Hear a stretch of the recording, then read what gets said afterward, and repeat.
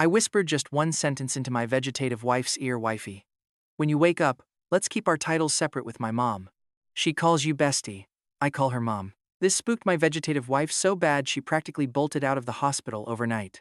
You won't believe how this crazy mess actually got started. I met an 80-year-old lady looking for a husband to marry her vegetative daughter. Seeing the old lady still had some lingering charm, I figured her daughter definitely wouldn't look too bad either. The best part? She waived the entire bride price and even threw in $1 million, so I reluctantly agreed to the arrangement. But actually, seeing my wrapped-up vegetative wife in that hospital room completely broke my brain. Seriously, she was the ultimate goddess of my childhood dreams, my mom's long-lost bestie. After a simple wedding ceremony right there in the hospital ward, all the relatives finally headed home. Now it was just me and the old lady, Mrs. Alara Vance, in the room. She held her daughter's hand and murmured, "Seraphina, my sweet, Mom found you a husband. His name is Kaelen, that handsome young type you always liked, and today is your big day." After she finished speaking, the old lady turned her head to look at me, her eyes completely brimming with tears. "Kaelen, the doctor says Seraphina can only hold on for 1 more month. My own health isn't great, either, so from now on, I will have to trouble you to keep her company every day for me." Even though my mood was quite low, no matter how you looked at it, this was basically achieving my childhood dream. So I nodded with a firm attitude. "Do not worry, Auntie. Seraphina is my wife now, and I will take care of her." Hearing that, she relaxed. "My health is pretty poor, so I will be heading back first." Watching Alara leave, I cast my gaze toward Seraphina on the hospital bed, and my heart trembled once again. She was so thin, radiating a sickly, fragile beauty. Since it was just me and Seraphina alone in the ward at this moment, and she was still in a coma, I did not have many reservations. I kept chatting while holding and rubbing her hand. Her little hand was cold, but it felt incredibly comfortable.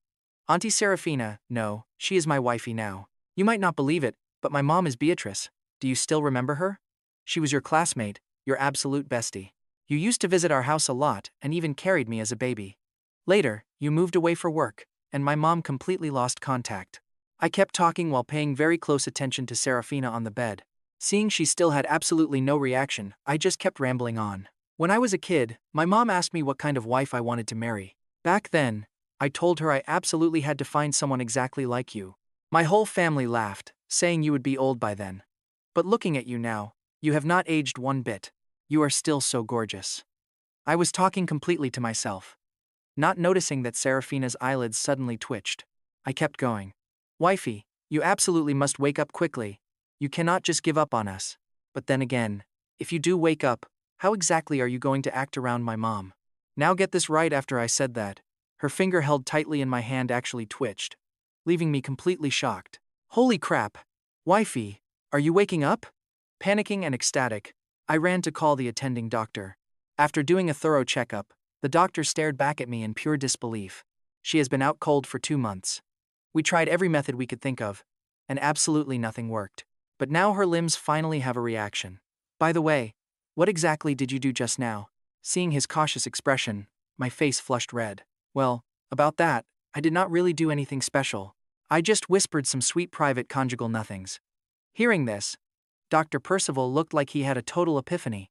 He nodded, telling me that since it worked, I should spend way more time talking to her.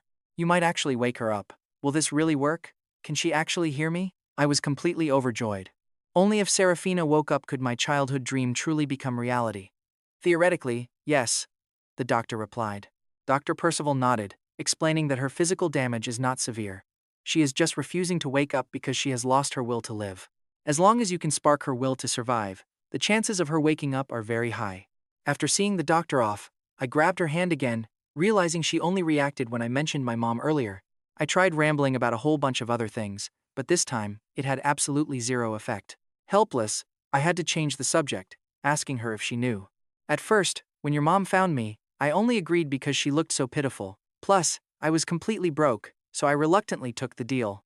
But honestly, I am so incredibly happy right now. You are just as gorgeous as when I was a kid, and you have aged like fine wine." Just like that, I pressed Seraphina's hand against my cheek.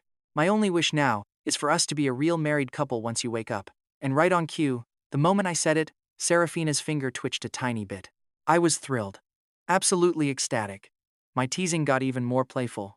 "Wifey, You should know that tons of young girls out there are drooling over my amazing body. So if you do not wake up soon, other women are going to take your place. All these perfect muscles will end up belonging to someone else. The more I teased her, the more her fingers kept twitching. I watched it all, laughing silently to myself. Naturally, the things coming out of my mouth just got more and more scandalous. Wifey, you are exactly 40 this year, so your drive must be crazy. But do not worry, your husband here is strong as an ox. Keeping up all night is absolutely no issue. As I said this, I gave Seraphina's hand a cheeky little squeeze. Just then, a nurse walked in, prompting me to wrap things up, give some quick notes, and leave. So, I splurged. For once, I called an upscale ride-hailing car. After all, the old lady's $100,000 deposit had already cleared. Sitting there, my head was spinning quite a bit.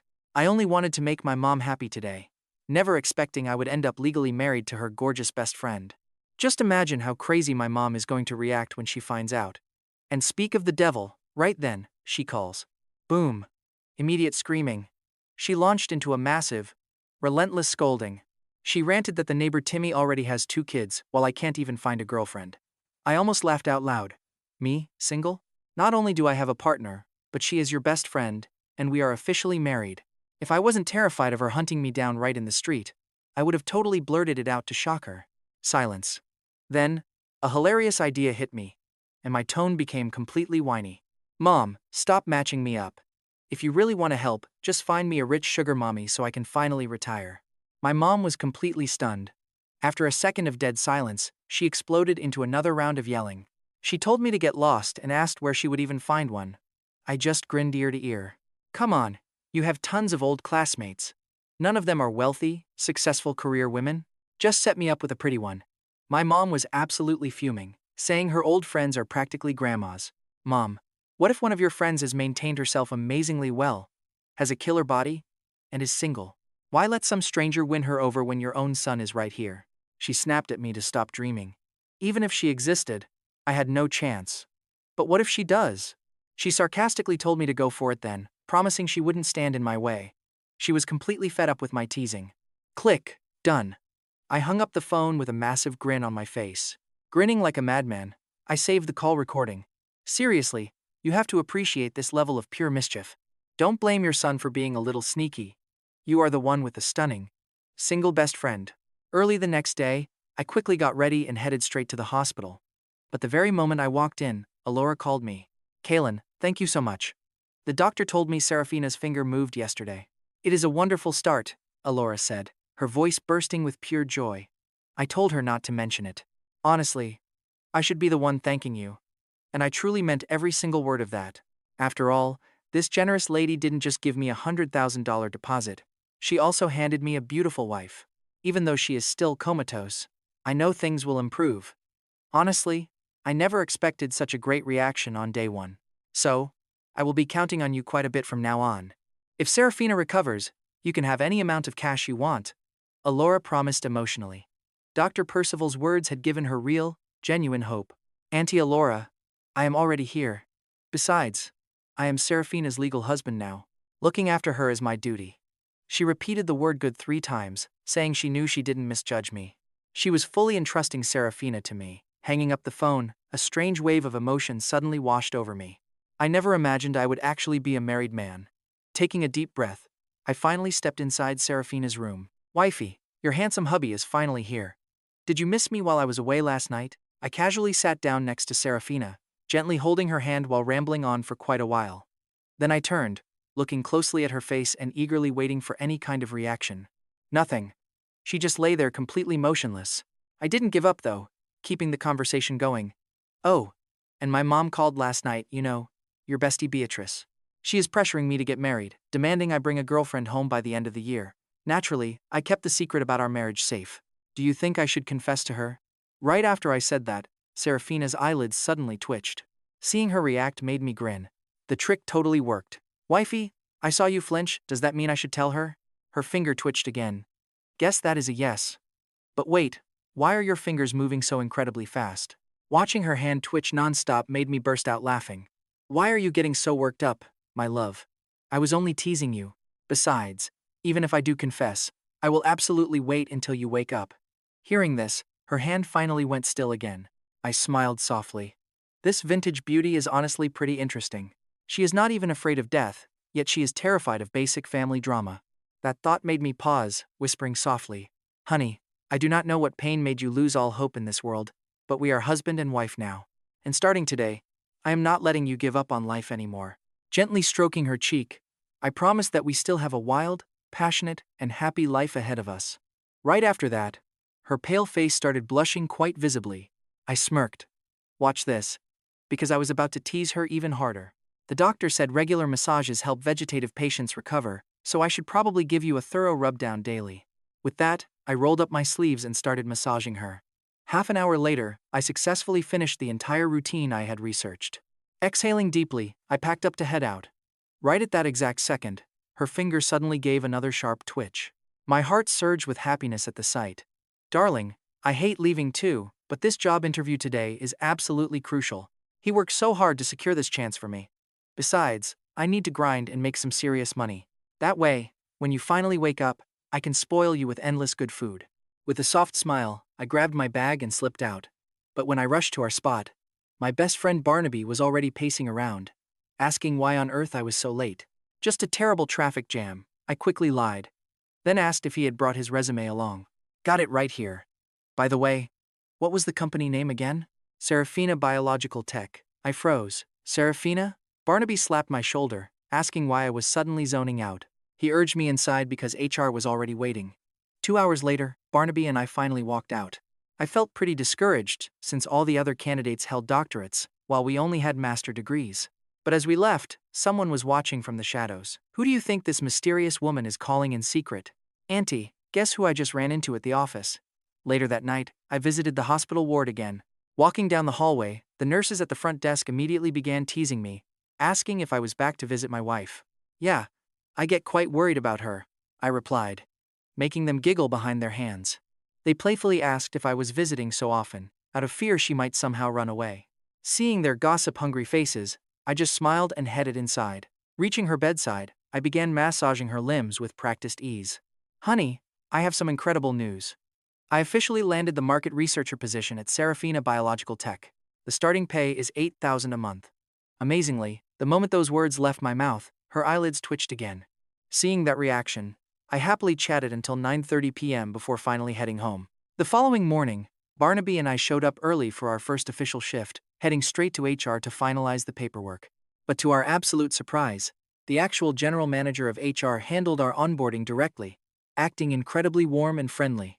He even bumped our starting salaries to $12,000 and gave us our own private office. Sitting in my brand new leather chair and staring out the floor-to-ceiling windows, I felt this massive wave of pure ambition wash over me.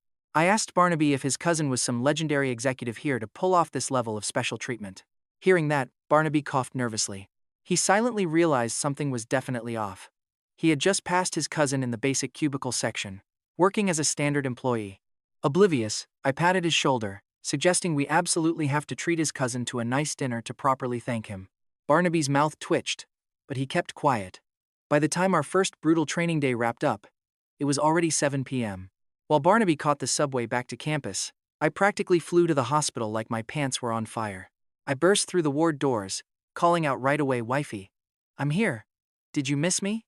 But seeing the scene inside, my face burned with pure, agonizing embarrassment. Auntie, Alora, and Valerie were both sitting right there. Valerie was actually Seraphina's cousin. Back during our hospital room wedding, Auntie Alora had introduced us. Now, the old lady and Valerie just shared this knowing smile. "Kaelen, you and Seraphina are already married. The old lady said you young folks should just act normal. It's not like I'm some ancient fossil." And Valerie immediately nodded along with her. "Besides, the closer you two are, the better it is for her recovery." I just nodded along, way too embarrassed to even look them in the eye. After some quick casual small talk, they learned I had started a new job and could only visit after hours. Auntie Alora just nodded warmly, saying that was totally fine. "Just drop by whenever you can." After saying that, she grabbed Valerie and headed out. Back in the room, I stared at Seraphina and immediately started whining. "Wifey, that was so awkward. Why didn't you warn me they were in here?" I began gently massaging her muscles, still whispering all kinds of flirty nonsense into her ear. Watching her cheeks flush a pretty deep pink, a wicked little thought suddenly popped into my head. "Wifey, my beautiful Seraphina, can I get a quick kiss?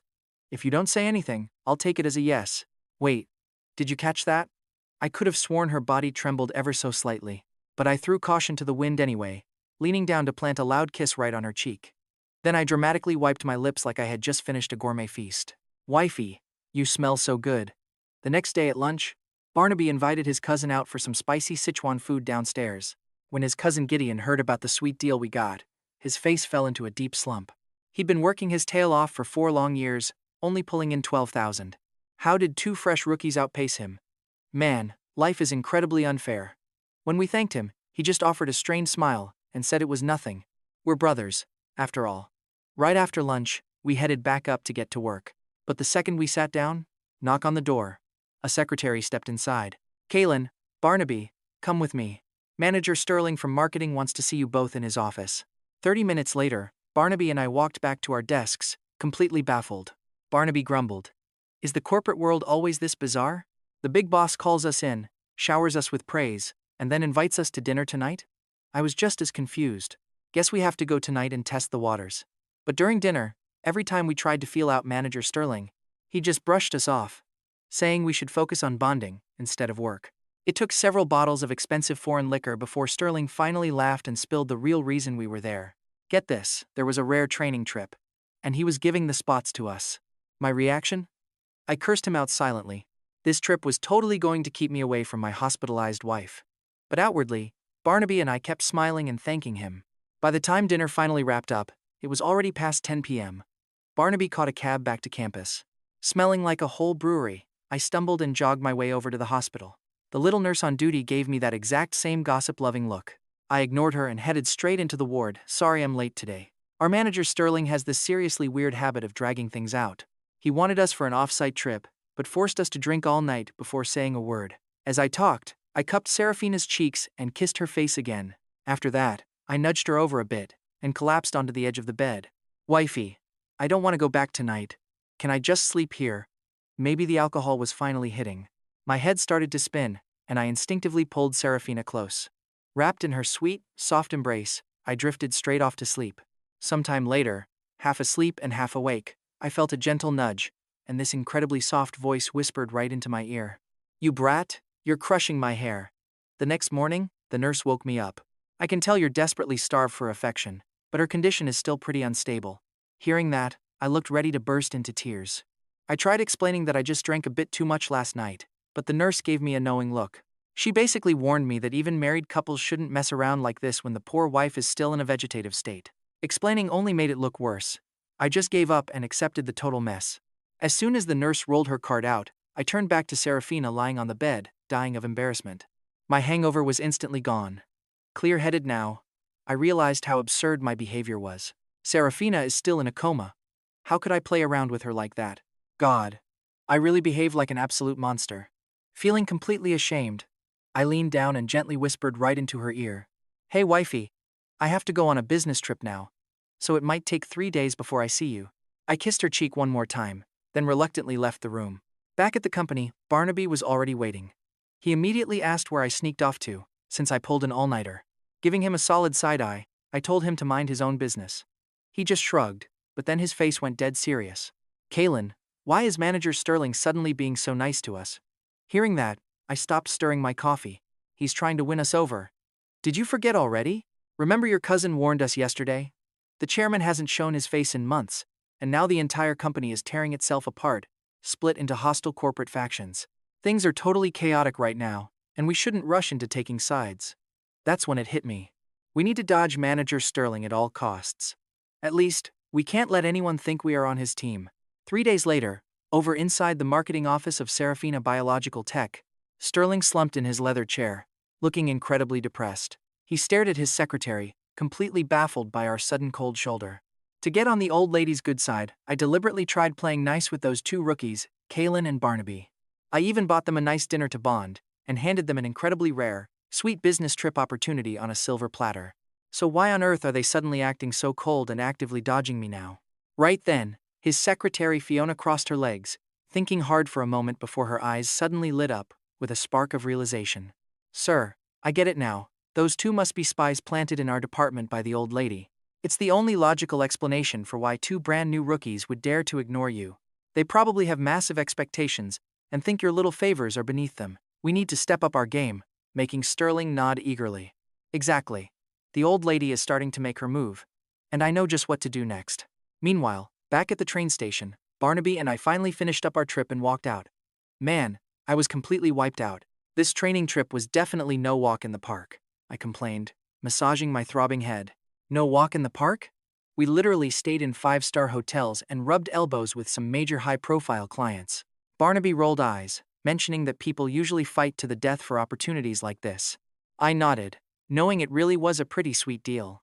But honestly, I would have much preferred spending those 3 days by the side of my beautiful, unconscious wifey Seraphina.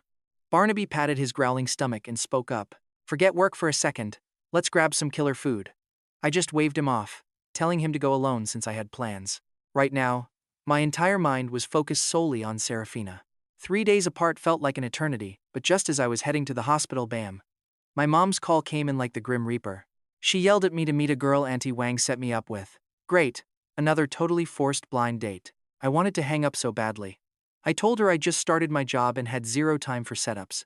But she insisted it wouldn't take long, saying the girl works super close by and would be waiting downstairs right after my shift. I was completely speechless.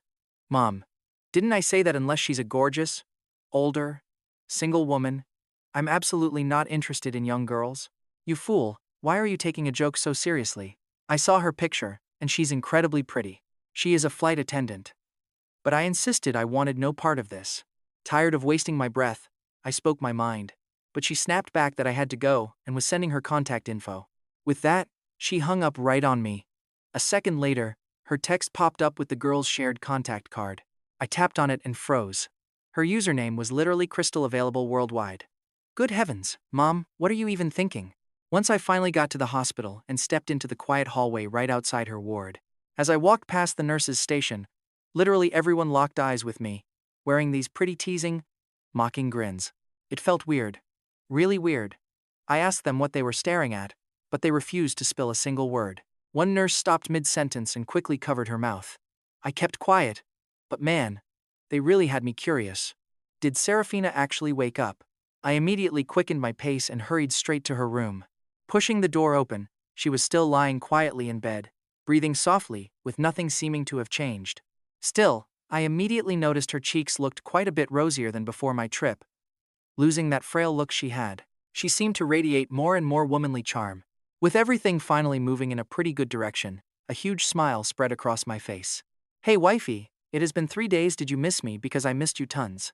Time for your massage. But the second my hands touched her skin, total shock. Something was off. Her body felt warm and alive, just like a regular person. Did she actually wake up? Let's find out. So I boldly tried a pretty teasing move, slowly dragging my fingers along her pale, delicate neck and cheeks. No surprise there. Her body immediately started trembling in this completely uncontrollable way. Look at her reaction, her face is turning completely red, and my heart is honestly about to burst. You really are awake, my beautiful vintage babe. Even if you cannot open your eyes yet, you definitely hear me. Maybe she just doesn't know how to face me yet, so she is playing dead. That makes me want to tease her more. Once the massage was done, I lay down. Right beside her, I felt her entire body go completely stiff. Pretending not to notice a thing, I wrapped my arms around her and leaned close, breathing in her sweet scent. Smiling playfully, I whispered that her breath tasted pretty sweet. I once heard some relationship guru say that 2 people in love can survive just by breathing each other's air. Honestly, I used to think that kind of stuff was incredibly cheesy. But after meeting her, I finally believed it. Wifey, if I did not have to work to support you, I would happily stick to your side 24 hours a day. But right now, a sudden wave of worry washed over me, making my heart sink quite a bit. If you ever wake up, promise you won't leave your little hubby behind.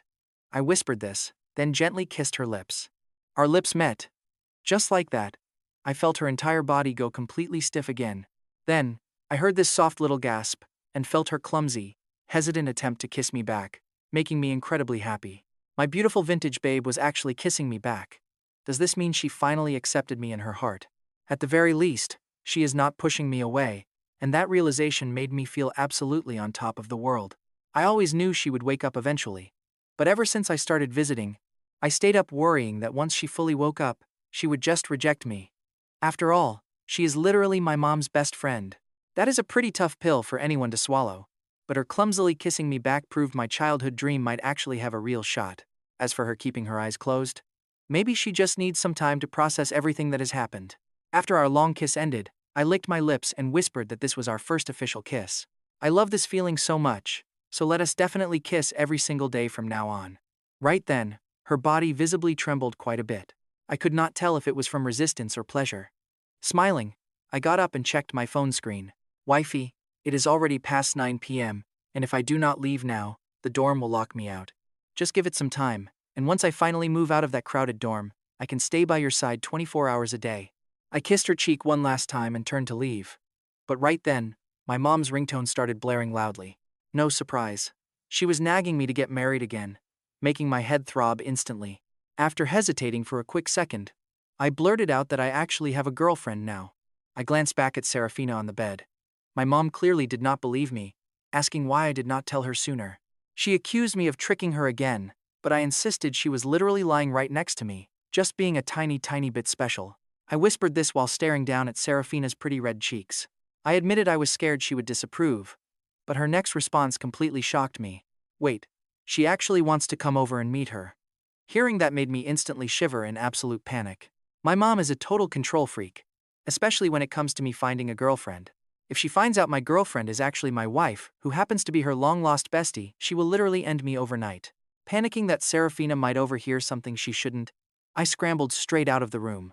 30 minutes later, after lying that our relationship was still pretty unstable, I finally convinced my mom to stay away for now.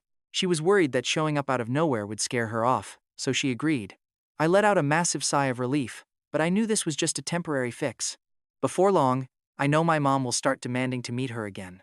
Just picturing my mom, realizing her long-lost best friend is now her daughter-in-law makes me shudder.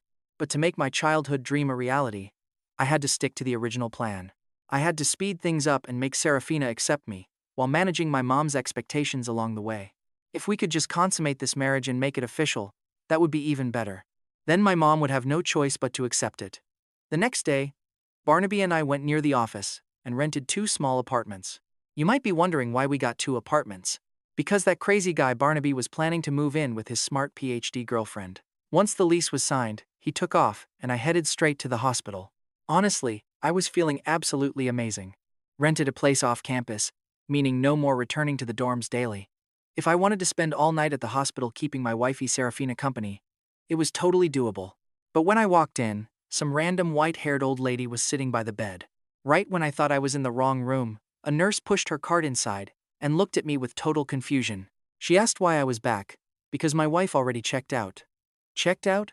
My eyes went wide in pure shock. She asked if I didn't know, looking totally surprised. Honestly, I had no idea how to answer her. After standing there in shock, I gritted my teeth and asked how that was possible, since my wife had been bedridden for so long. Even if she woke up, she shouldn't just leave immediately, right? The nurse replied that my wife actually woke up 4 days ago.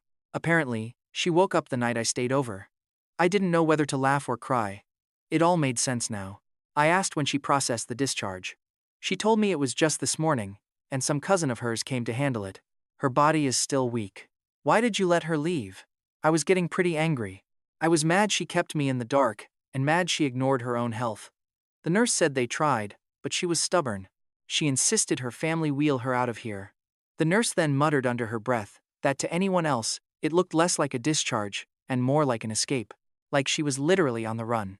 If the nurse hadn't pointed that out, I might still be confused, but now I immediately understood what went down. It was definitely because of last night, when I openly told my mom over the phone that I had a girlfriend right in front of her. She must have heard my mom was planning to visit. She panicked, took it seriously, and chose to run away overnight despite her weak condition. Seeing me completely frozen, the nurse quickly added that my wife's body had actually recovered pretty well. She just needs home rest for a full recovery. I snapped out of my daze and whispered that it was a relief. I asked if she had her contact info. The nurse just stared, rolling her eyes in absolute disbelief. She called me a funny guy, asking a nurse for my own wife's number. After walking out, I stood at the intersection totally lost. I tried calling the old lady multiple times, but the calls wouldn't go through. My heart felt completely hollow. I had originally planned to use this weekend to help massage her stiff muscles and tidy things up. Now, all my plans were ruined, and even the old lady was unreachable. She was my only link to Seraphina, and now she was gone too. But as I wandered the streets aimlessly, her call suddenly flashed on my screen. She asked for Kaelen, introducing herself as Auntie Alora. I quickly answered that I was right here. At that exact moment, my anxiety skyrocketed, and my voice was honestly trembling as I spoke. She told me she couldn't keep hiding the truth. Seraphina actually woke up 4 days ago, but she strictly forbade her from telling me. But she didn't know what got into her today, because despite being weak, she absolutely insisted on checking out. They couldn't win the argument, so they took her home. She hoped I wouldn't blame her. I repeatedly told her I wasn't mad at all, just incredibly happy. Then I blurted out the one thing I wanted most. Auntie, can I see her? On the other end of the line, the old lady fell silent for a few seconds. Instead of answering, she gave a completely random reply thanking me for my hard work. So, I repeated my request. Instead of answering, the old lady sidestepped again, promising to send me the remaining 900 Susan dollars in compensation later. Hearing her cold, strictly business tone, my heart sank quite a bit. Was it really over between me and Seraphina just like that? That thought made me resolute. Auntie, I do not want that remaining $900,000. Her voice gasped in surprise, asking why. Auntie, let me tell you the absolute truth. After spending so much time together, day and night, I have fallen for Seraphina. I want to keep seeing her. The old lady fell completely silent on the other end. After a long pause, she spoke in a faint voice. Young man, do not throw around words like love and attraction so casually. Real feelings are not that cheap. Besides, are you sure about the 900,000? You seem quite short on cash.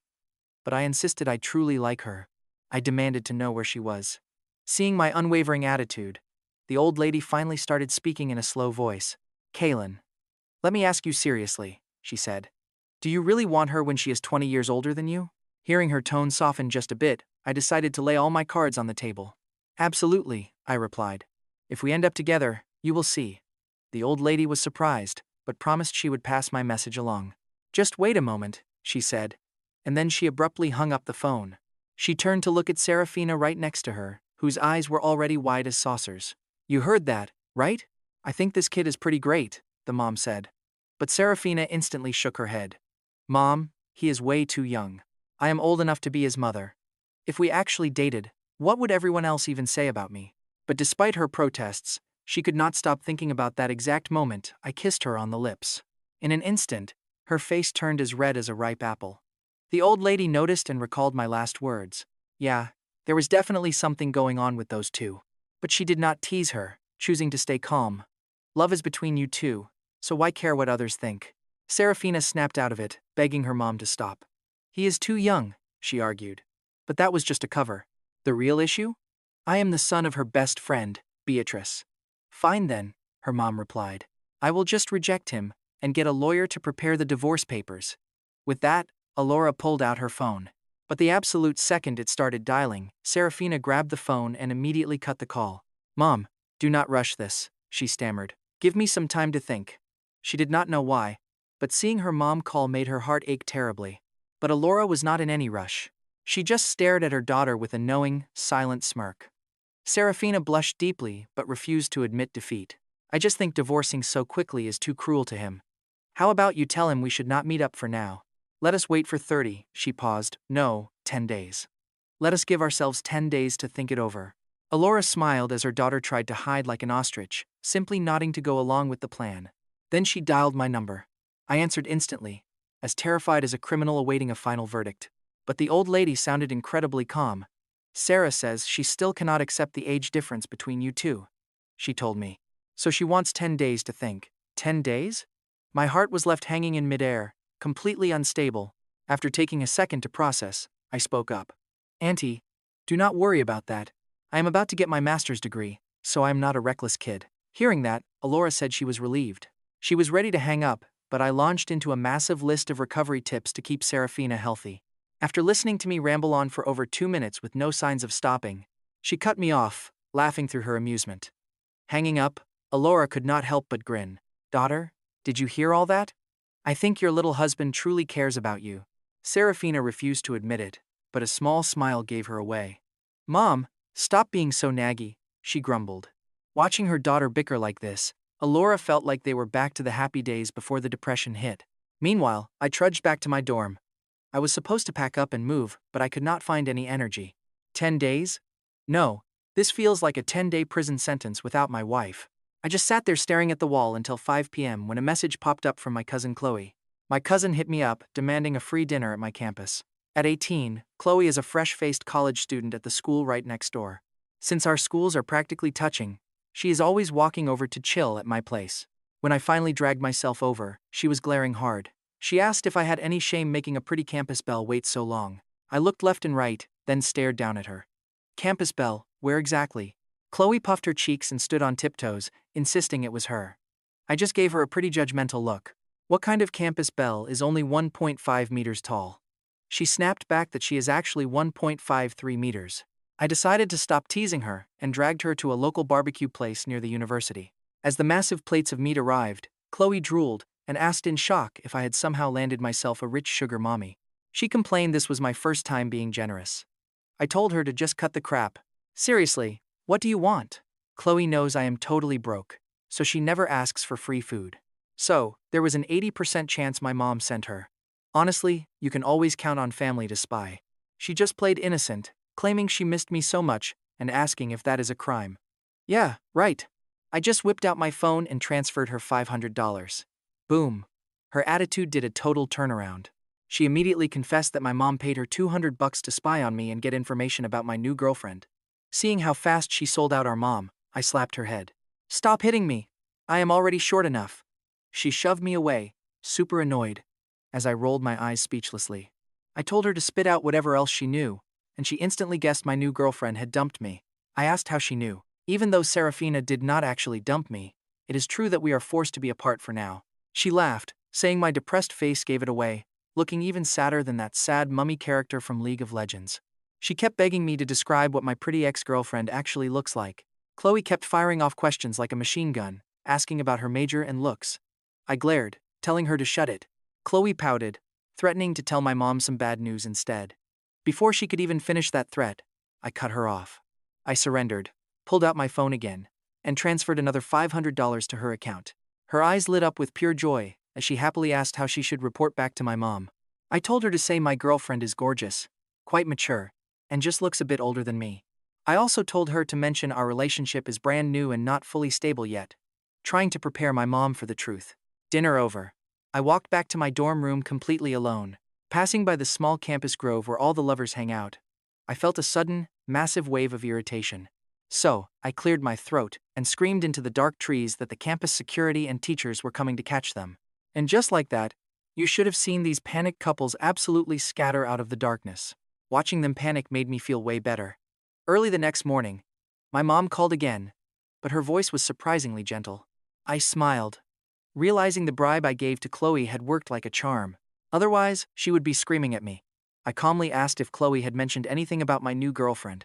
My mom hesitated a bit, admitting Chloe told her some things, so I asked what she said. Mom said Chloe mentioned my new girlfriend is absolutely gorgeous and looks pretty mature. Hearing that, my heart definitely skipped a beat. I acted annoyed, complaining about how that little brat cannot keep her big mouth shut. I gently asked if she would mind if the girl was slightly older than me. My mom sighed and asked why she would mind. She noted that an older girl would know how to take care of me better. Hearing this, I hung up and immediately saved the voice recording. My sweet wife, I am setting the perfect stage for you. Please do not let my hard work go to waste. I muttered this to myself before heading out to my office job. When I arrived, I saw Barnaby chilling in his chair with his feet propped up on the desk. He hummed a tune while reading documents. I frowned, telling him to stop being so arrogant, but he just smirked. He laughed, saying it is our private office so people have to knock first. Honestly, his stupid logic actually made sense. So, I copied him and kicked my legs up on my desk too.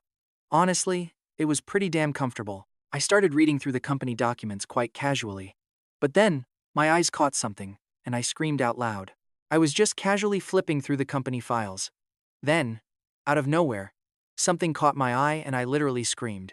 Barnaby freaks out so hard he literally falls off his chair, groaning in pain. Meanwhile, I am gripping this paper like I just saw a ghost. Is our corporate group's chairman really named Seraphina? She actually has the exact same name as my vintage beauty. Honestly, my chest is absolute chaos right now. I immediately try calling my mother-in-law to get answers, but the call will not go through. It seems until our 10-day deadline is up, I am totally cut off. Just when I let out a heavy sigh, chaos erupts right outside. People say the CEO is here for a sudden inspection. Without wasting a single beat, I sprint right over. A crowd is surrounding a woman in a sharp white skirt suit. I squint, and immediately realize this is not my wife, Seraphina. I finally breathe. Thank goodness, right? There is no crazy status gap between me and my actual wife. But just as I turn to walk away, that woman raises her voice to the staff. She announces she is just covering for the chairman who is away, and that they should call her CEO Valerie. Back at my desk, I cannot stop thinking about Seraphina. Especially how she blushed and faked being asleep just so I could steal a kiss. 10 days. I still have to wait 10 long days for the final verdict. This is absolute torture. The more I sit here obsessing, the worse I feel. So I slam my desk and take the afternoon off to clear my head. Getting my leave approved is shockingly easy. Our HR manager Sterling is still just as incredibly polite as day one.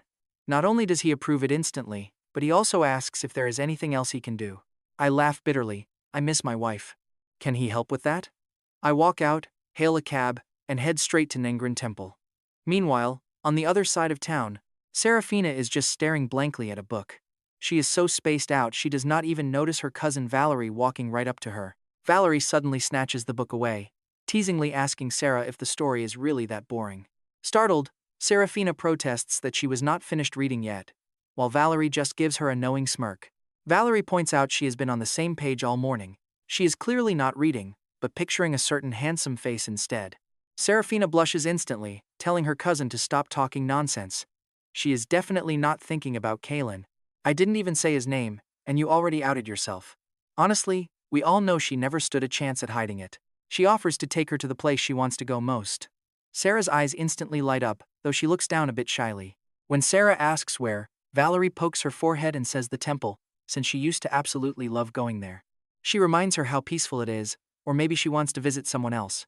Seraphina cuts her off, her face turning bright red. Sarah warns her cousin.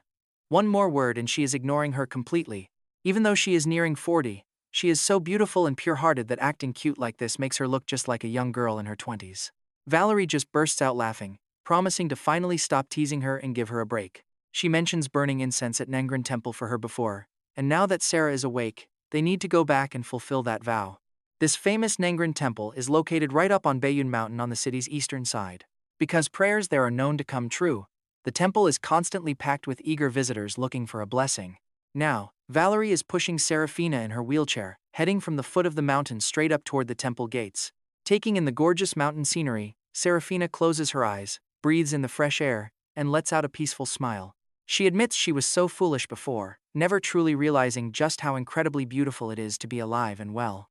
Hearing this makes Valerie sigh, admitting she thought her aunt was completely crazy when she suggested finding a husband just to wash away Sarah's bad luck. But looking back, that crazy move was actually the best decision ever. It is just her future that worries her. Valerie shakes her head, quickly pushing those heavy worries right out of her mind. Whatever happens next, seeing her cousin happy right now makes everything totally worth it. The two sisters continue chatting as they stroll up the path. Soon, the main gates of Nengrin Temple come into view, and Valerie suddenly freezes, spotting a very familiar figure in the crowd. She gasps, asking if that isn't Sarah's little husband. Startled and instantly flustered, Seraphina frantically looks around, asking where he is. She begs her cousin to leave so he won't see her, yet she still cannot help but crane her neck to search the crowd. Ever since they married, until now, she has actually never seen my face in person. She knows what I look like from our marriage certificate, but seeing me in the flesh is completely different. Looking at this husband who basically fell from the sky, Seraphina's feelings are incredibly complicated. Deep down, a quiet affection had already started blooming inside her heart. But on the flip side, their massive status gap and age difference kept her hesitating, completely unable to take that next step. As she desperately searched for my face, Valerie began wheeling her away. Panic set in. "Cousin, what are you doing? Didn't you just tell me to leave?" Valerie rolled her eyes at her in sheer exasperation. Hearing this, Seraphina bit her lower lip nervously, staying quiet for a long moment before whispering that she just wanted to secretly look at him first. Valerie smiled knowingly, quietly pushing her cousin towards the back door of the temple. Meanwhile, I stood before the giant Buddha statue with my eyes closed and hands clasped, completely consumed by an intense anxiety that I just could not shake. I felt incredibly grateful she woke up so fast. But I was terrified too. Would she end our marriage? Filled with an unbearable anxiety that I couldn't seem to relieve, I could only pin all my hopes on the gods. Outside the door at this moment, Seraphina was anxiously pulling Valerie's arm, begging her to get just a little bit closer. I want to hear what he is saying. Valerie sighed helplessly, quietly wheeling the heavy wheelchair to hide just outside the main hall. Right then, my voice floated outside Buddha. Please protect my wife Seraphina and do not let her divorce me. Please bless our marriage so it will be happy and beautiful, allowing us to grow old together. Hearing these words, Valerie leaned down with a massive, sly grin. Seraphina blushed deep crimson, totally busted. She instantly covered her burning face with both hands, yet she couldn't help peeking through her fingers to watch him. After clearly seeing my devout, praying silhouette, for some reason, she suddenly remembered the wild promises I made while taking care of her in the hospital ward. All about having 8-pack abs and doing over 100 push-ups. And lasting multiple rounds a night. Seraphina felt her face literally catching fire right then. She frantically tugged on Valerie's clothes, signaling her to leave, but right then, my desperate voice echoed once more, praying that if she truly insisted on divorcing me, then I pray the Buddha will bless her, so her entire future will be peaceful and happy. Honestly, seeing his pure dedication makes me want to wish you all the absolute best and luckiest year ahead. Inside the solemn and majestic hall, my voice sounded incredibly sincere and devout. Valerie froze for a moment, looking down at her cousin, only to find that Seraphina's face was already completely covered in tears. Noticing that I was finally standing up, Valerie quickly wheeled her away. Time to hide. Why are you crying, you silly girl? But Seraphina didn't hear her at all, staring blankly outside the hall. Only after I walked far away did she speak up, cousin. Let's go back. Valerie looked surprised, asking if they were still burning incense. With tears still shining in her eyes, she smiled softly. What I came here to ask for, I already have. Back home, her mother Alora was waiting anxiously, running over to greet them the second they came through the door. Sarah, did you have fun going out today? But Seraphina's mind was still totally consumed by the words I had said. She barely heard her mother's voice, making Alora anxious as she asked Valerie what on earth was wrong with Sarah. Valerie recounted everything that happened in the afternoon, finishing up with a deep sigh. Honestly, even I was deeply moved by his words. Alora felt the exact same way, but before she could speak, Seraphina suddenly spoke up with a dead serious expression. I want to see him right now. Her mother asked if she had truly thought this through. Alora had already guessed her daughter's inner thoughts, but she still wanted to confirm it one more time. Seraphina's eyes sparkled with absolute resolve as she confirmed it, so Alora patted her head and dialed my number. When Alora's call came in, I was rolling around in bed like a miserable pancake. Seeing her name, I leaped up instantly, frantically scrambling to press answer. Auntie. Is Sarah looking for me? Alora kept the phone on speaker. She glanced at Seraphina, whose ears were completely perked up, nervously tugging at her mother's sleeve and shaking it. And here is the huge turning point. Alora says Sarah actually wants to try getting to know me. Really? My insane excitement and relief practically exploded through the phone, making Alora nod. A done deal. No need to wait 10 days. Tomorrow is the weekend, so I will arrange for you both to meet. I will send you the address a bit later. Hearing that, I practically jumped 3 feet in the air with pure joy. Right away, I started firing off endless questions about what Seraphina likes and dislikes. Listening to my endless rambling, Alora smiled at her daughter and said I could learn those things in the future. With that, she hung up the phone. I stared blankly at the dark screen for a second before bursting into a fit of totally maniacal laughter. At the same time, over at the Vance family mansion, Seraphina is absolutely losing her mind with anxiety. Staring into the mirror, she asks her mom if they should maybe push the meeting back a few days. Is her skin looking pale? Since she is still in a wheelchair, will he find her repulsive? Her cousin Valerie just rolls her eyes. If he actually found her repulsive, he would have run off with the $900,000 Auntie Alora offered him. Alora chimes in, totally agreeing with Valerie. Besides, her daughter is incredibly gorgeous, just like a heavenly fairy. Who could ever find her repulsive? Hearing this makes Seraphina blush deeply, making her already exquisite features look even more breathtaking. Just thinking about living with him as husband and wife from now on has her eyes shining with pure anticipation. Fast forward to the next day at 1 p.m. I am sitting in a cafe, checking my phone and realizing I still have 2.5 hours to kill. I finally breathe a sigh of relief. But watch this over on her side. Seraphina is just as nervous. Why are they renting an apartment when she already owns properties? And does this dress even look good on her? Is it way too plain? Mom, is this lipstick too bright?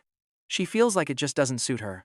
Seraphina sits at her vanity, rambling endlessly with a shy, excited glow that she doesn't even realize is on her face. Alora and Valerie trade amused glances, laughing together.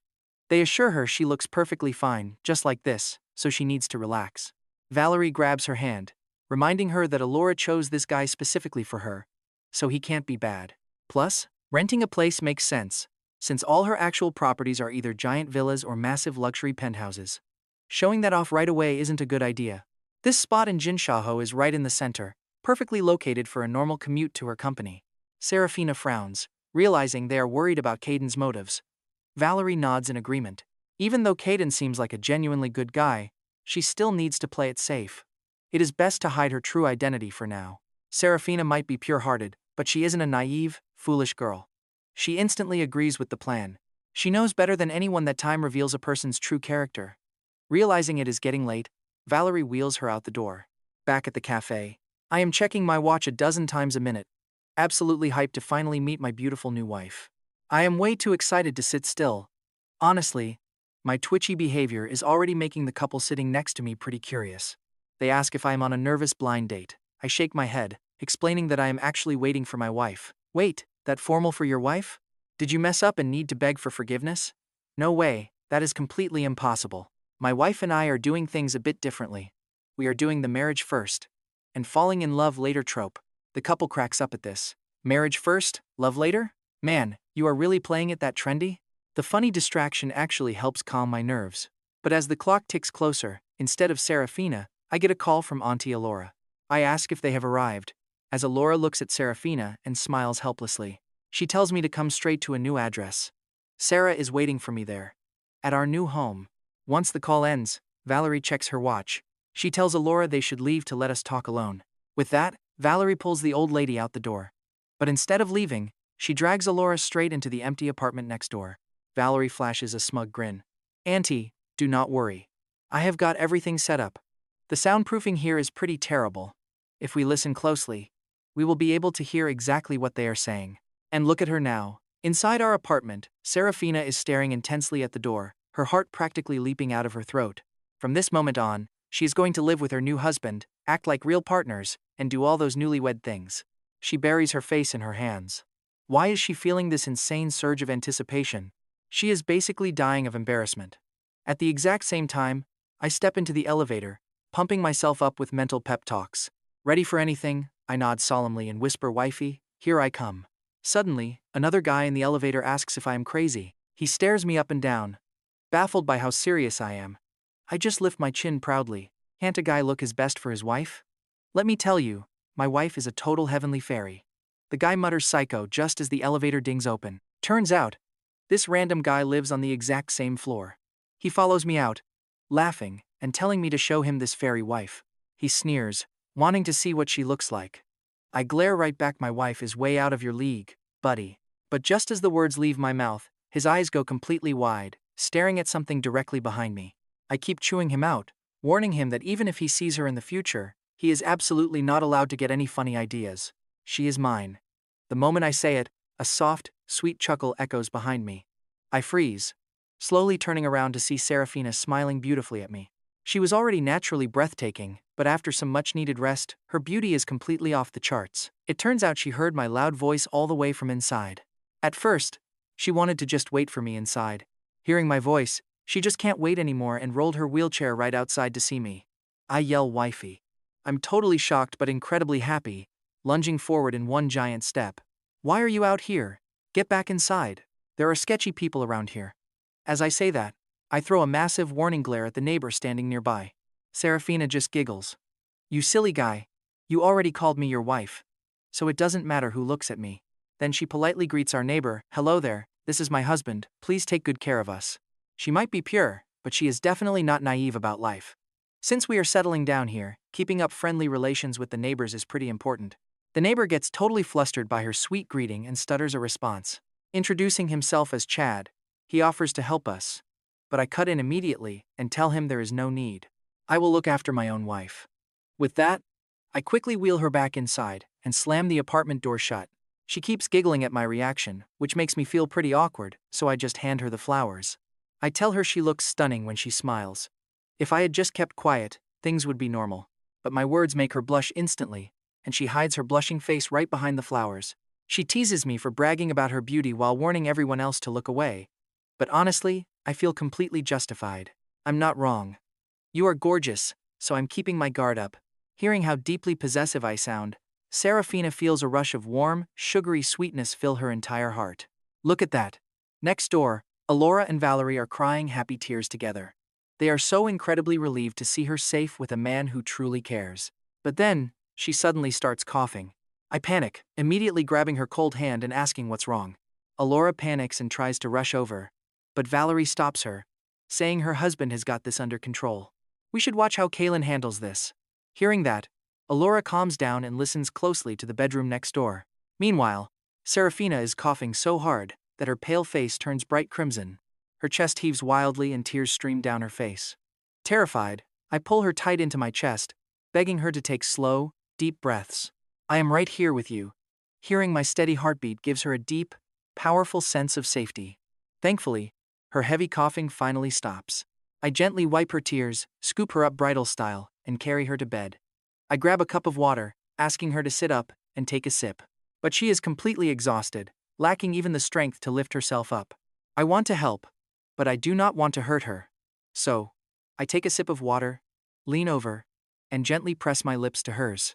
Very carefully, I pass the water directly into her mouth. That soft kiss and the warm water make her eyes snap wide open in absolute shock. Honestly, how could her heart not race right now? Even with zero lust, that simple kiss sends a massive shockwave through her soul as he slowly feeds her the water. Slowly, her pale face warms up again, leaving a pretty pink blush on her cheeks. I hold her hand tightly, feeling incredibly guilty for making her laugh when her health is still so fragile. We should head to the hospital right now. I lean down to pick her up again, but she quickly stops me. She pulls my hand back, telling me she just needs to rest a bit and wants to chat. There is no way I can refuse her, so I nod my head immediately. Soon, happy laughter echoes from the room once more, leaving Alora and Valerie next door listening with huge, relieved smiles. I have absolutely no clue we are being overheard. I just hold her hand, sharing stories of my crazy adventures over the past few years while she keeps smiling. But since she is still pretty weak, she eventually drifts off to sleep mid-conversation. Staring at her peaceful, sleeping face, I whisper softly about how absolutely gorgeous my wife really is. Honestly, I have no idea how I got this incredibly lucky in my past life. I actually married my childhood goddess and brought her home. Honestly, the whole thing feels exactly like a dream. Since you are actually trying to get to know me, does that mean you like me too, wifey? Honestly, I just kept rambling on like a fool. Staring at Seraphina sleeping so peacefully beside me, some wild thoughts started creeping in. Back at the hospital, liquid courage let me hold her close all night. But now that she is finally discharged, does that mean we can?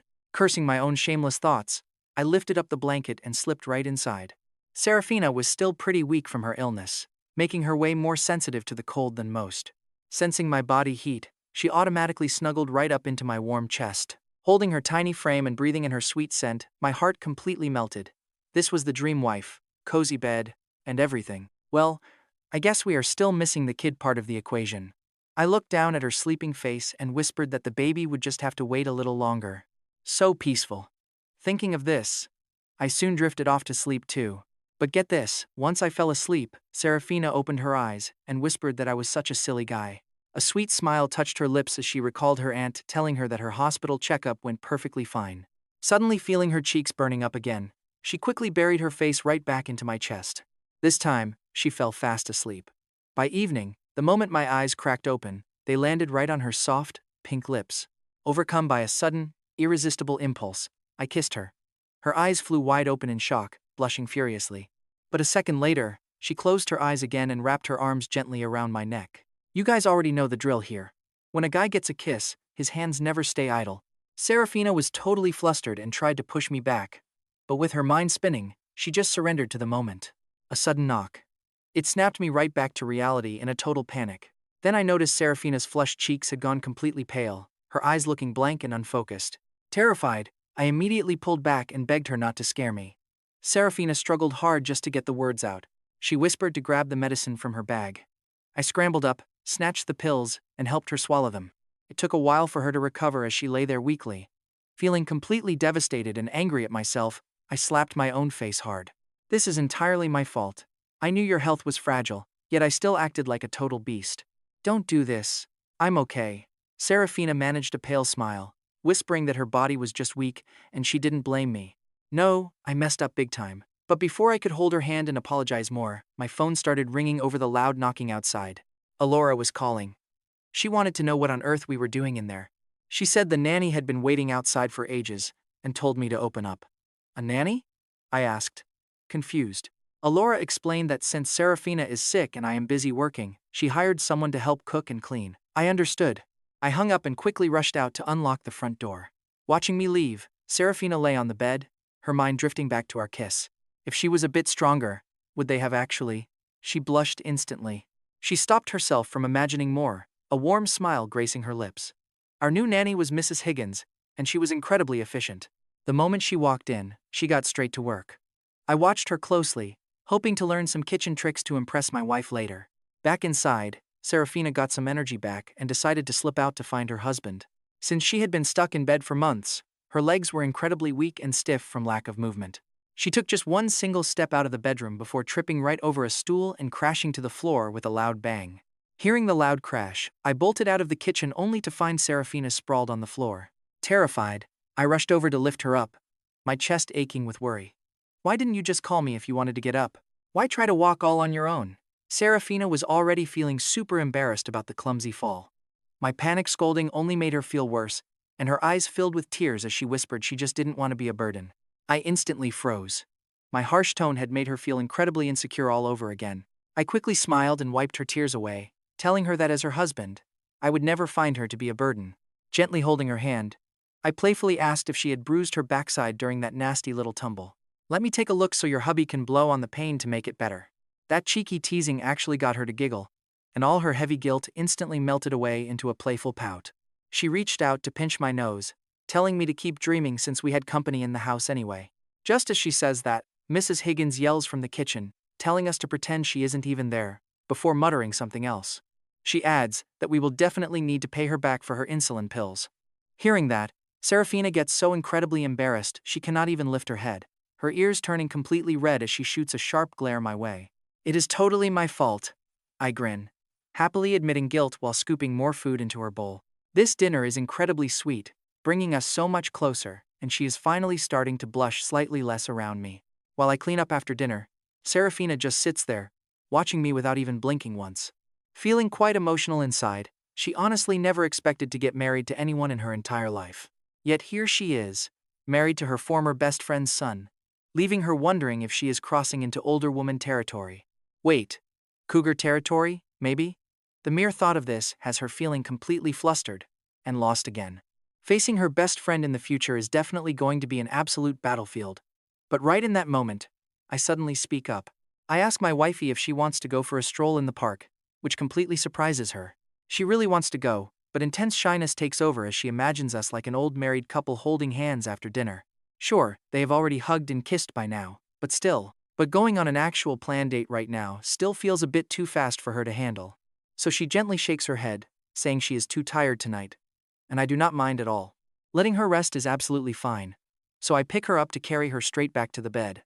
Then I dash back out, leaving her totally confused until I return carrying a basin filled with warm water.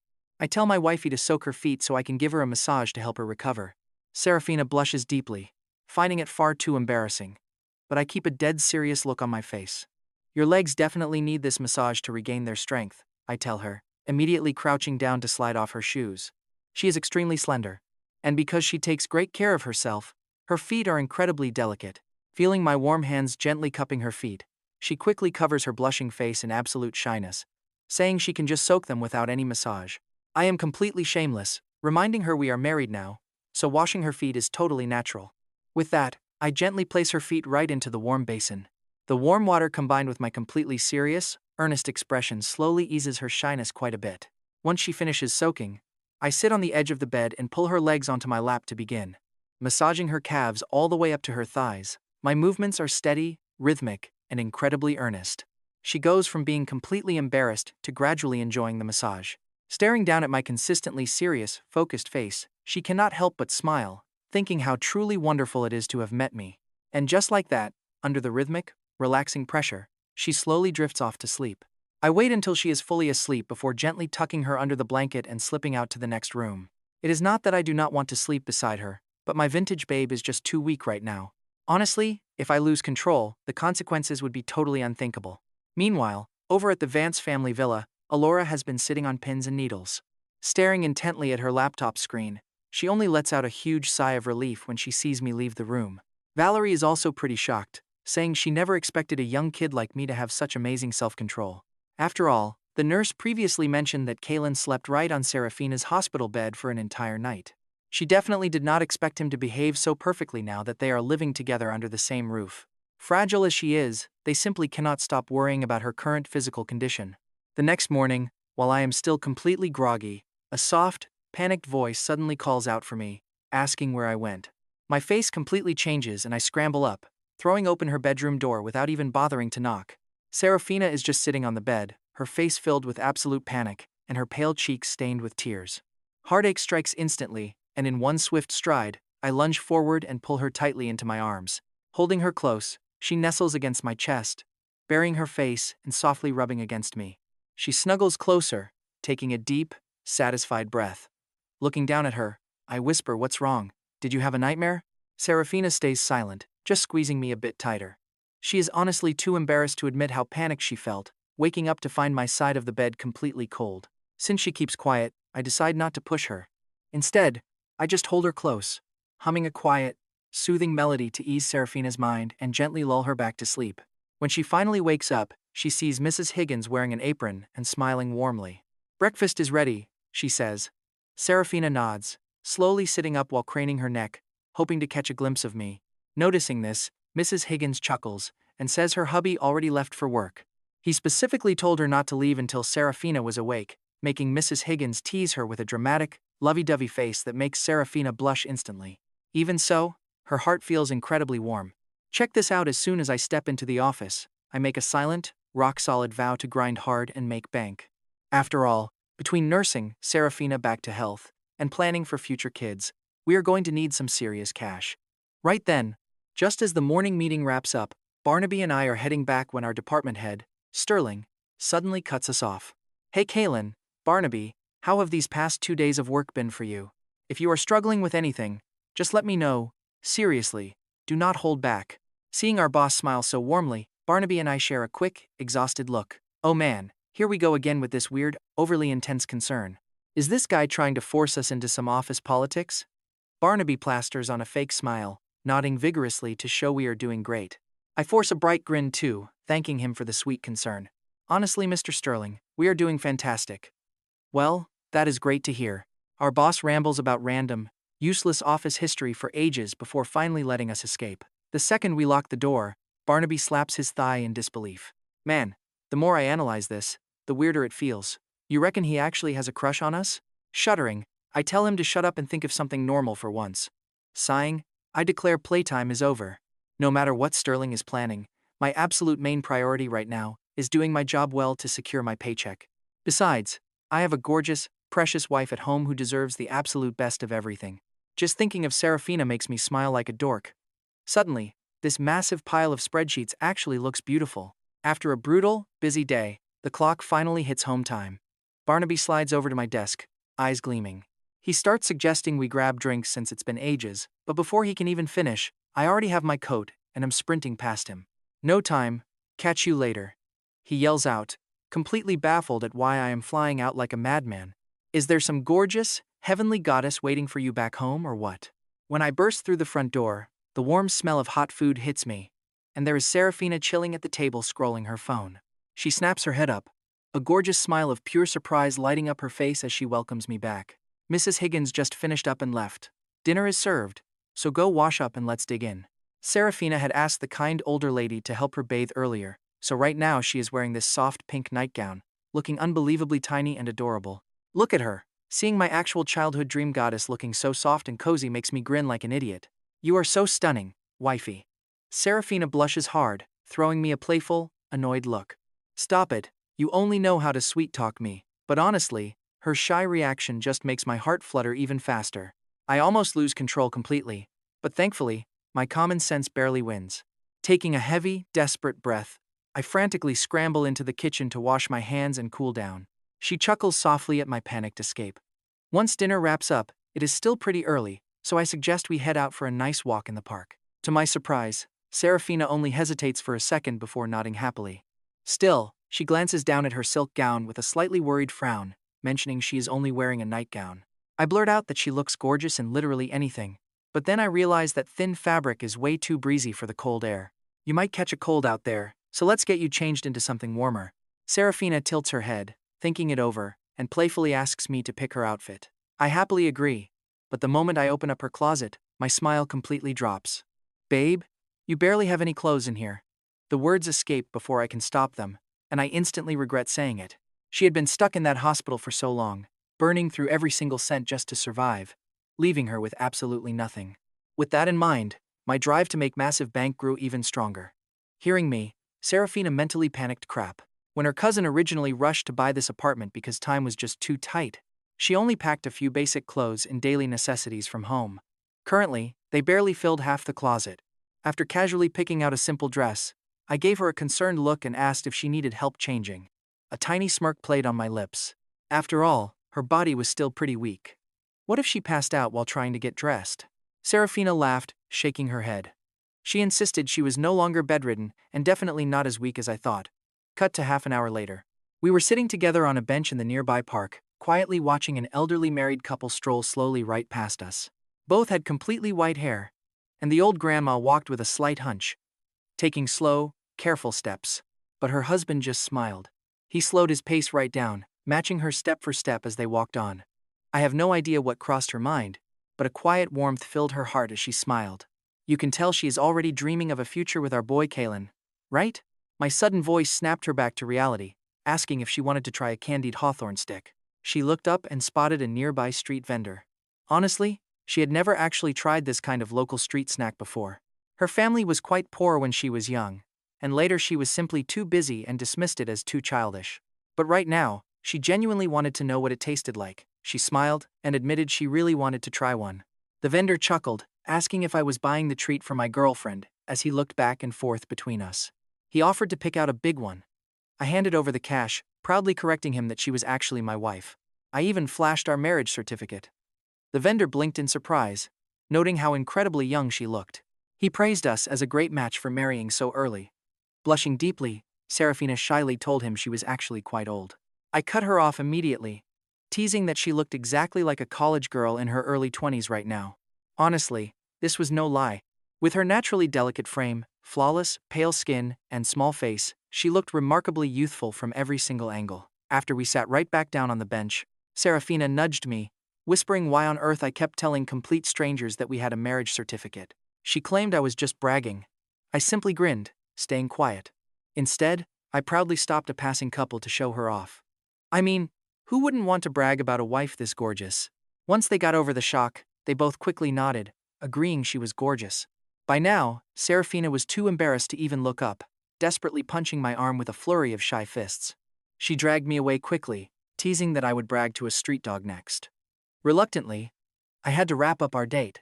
But the second we got home, I felt incredibly energized. I told her to go ahead to the bedroom first. I promised to bring warm water to wash and massage her feet. Blushing, she asked if we were doing this again. It felt pretty embarrassing for her. I put on a completely serious face, insisting her legs absolutely needed this treatment to regain their strength. With that, I quickly unwrapped the candied hawthorns and handed them over to her. I joked about being her humble servant tonight. Seraphina giggled happily, taking a small, tentative bite of the sweet fruit. Sweet and sour flavor instantly filled her mouth. Pure perfection. She closed her eyes in pure delight, realizing she had not felt this genuinely happy in years. Once the massage finished, I stood up to leave, but her soft hand suddenly grabbed my shirt, refusing to let go. I asked what was wrong.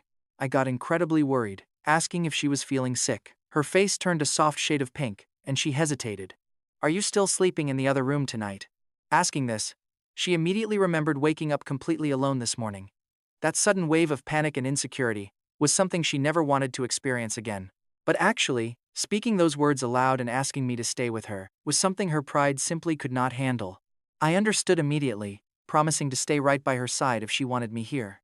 I quickly added that until she was fully recovered, I absolutely would not try to pull any fast moves. She asked what happens when she does recover. I paused, then laughed. I teased that we would do what married couples normally do, then quickly headed off to take a shower. Listening to my fading footsteps, she finally opened her eyes. Her cheeks were flushed, but she could not stop smiling for the rest of the night. 2 minutes later, hearing my footsteps coming back, Seraphina quickly closed her eyes and pretended to be asleep. She felt the mattress dip, then a warm body pressed right up against her side. "Wifey, let me hold you while we sleep." Seraphina did not speak, but she lifted her head and let my arm slip under, snuggling deep into my chest. Before long, she was fast asleep, breathing softly. Me? I was secretly suffering in absolute agony. Who could possibly understand this pain? A warm, stunning beauty is right in my arms, and she is literally my legal wife. Yet, I can't do a single thing. I just gritted my teeth and endured the entire night. Early the next morning, when I opened the door for Mrs. Higgins, she gasped at my dark circles. Her brow furrowed as she scolded, "Sarah is still recovering. Why can't you young folks show a little restraint?" Just then, Seraphina got out of bed. Overhearing the scolding, her face instantly turned completely bright red. My own face burned up, so I made some silly excuse about needing the bathroom, and quickly bolted. There was absolutely no way to explain this. After breakfast, Seraphina walked me to the door. "Go to work," she said. "I will wait for you to come home." Looking at her, my heart skipped a beat. Unable to hold back, I leaned down and kissed her cheek, leaving her standing there completely frozen. Watching my embarrassing, fleeing figure, she could not help but laugh. Being the new guy, I was super busy trying to learn my job and get used to all the corporate rules. I worked nonstop until lunchtime, then headed to the cafeteria with Barnaby. Honestly, for a famous local company, Seraphina Biological Tech had some seriously amazing employee perks. Check this out. A full 3-course meal with soup for only $5 was incredibly cheap. But as Barnaby and I got our food, Manager Sterling suddenly walked right up to us. The surrounding employees immediately greeted him as Mr. Sterling.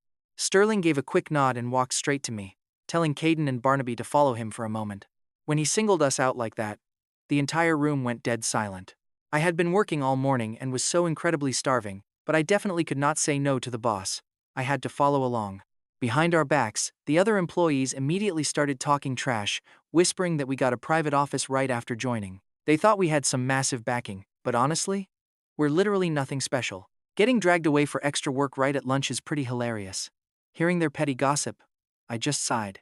Just as I was preparing to sacrifice my lunch break for the sake of a paycheck, Sterling led us straight into the executive dining room. Barnaby leaned in and whispered, asking if the boss was going to make us watch him eat while assigning us work. What a monster. Making a living on this salary is tough.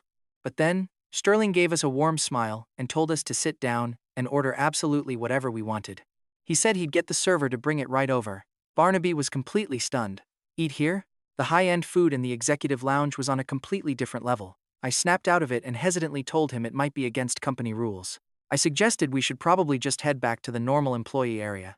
But Sterling insisted it was completely fine. He said we would just eat here today because he had things to discuss, then handed over the menu and told us not to be shy. Barnaby and I were already so starving that we threw all caution to the wind. We grabbed the menu and immediately started ordering a massive feast. And let me tell you, the food in this executive area was absolutely mind-blowing. Premium lobster and abalone were served up like they were free. At first, we tried to act polite, but Sterling kept pushing us to dig in. "Go ahead and eat. You must be starving, right?" He joked that if we did not help him, he could never finish this massive feast alone. Only when he saw us happily stuffing our faces did his anxious heart finally settle down. Inwardly, he was celebrating. These two guys were personally planted by the old lady, so he knew he absolutely had to keep them happy and build a strong relationship. That's when I suddenly remembered something and asked what he wanted to discuss.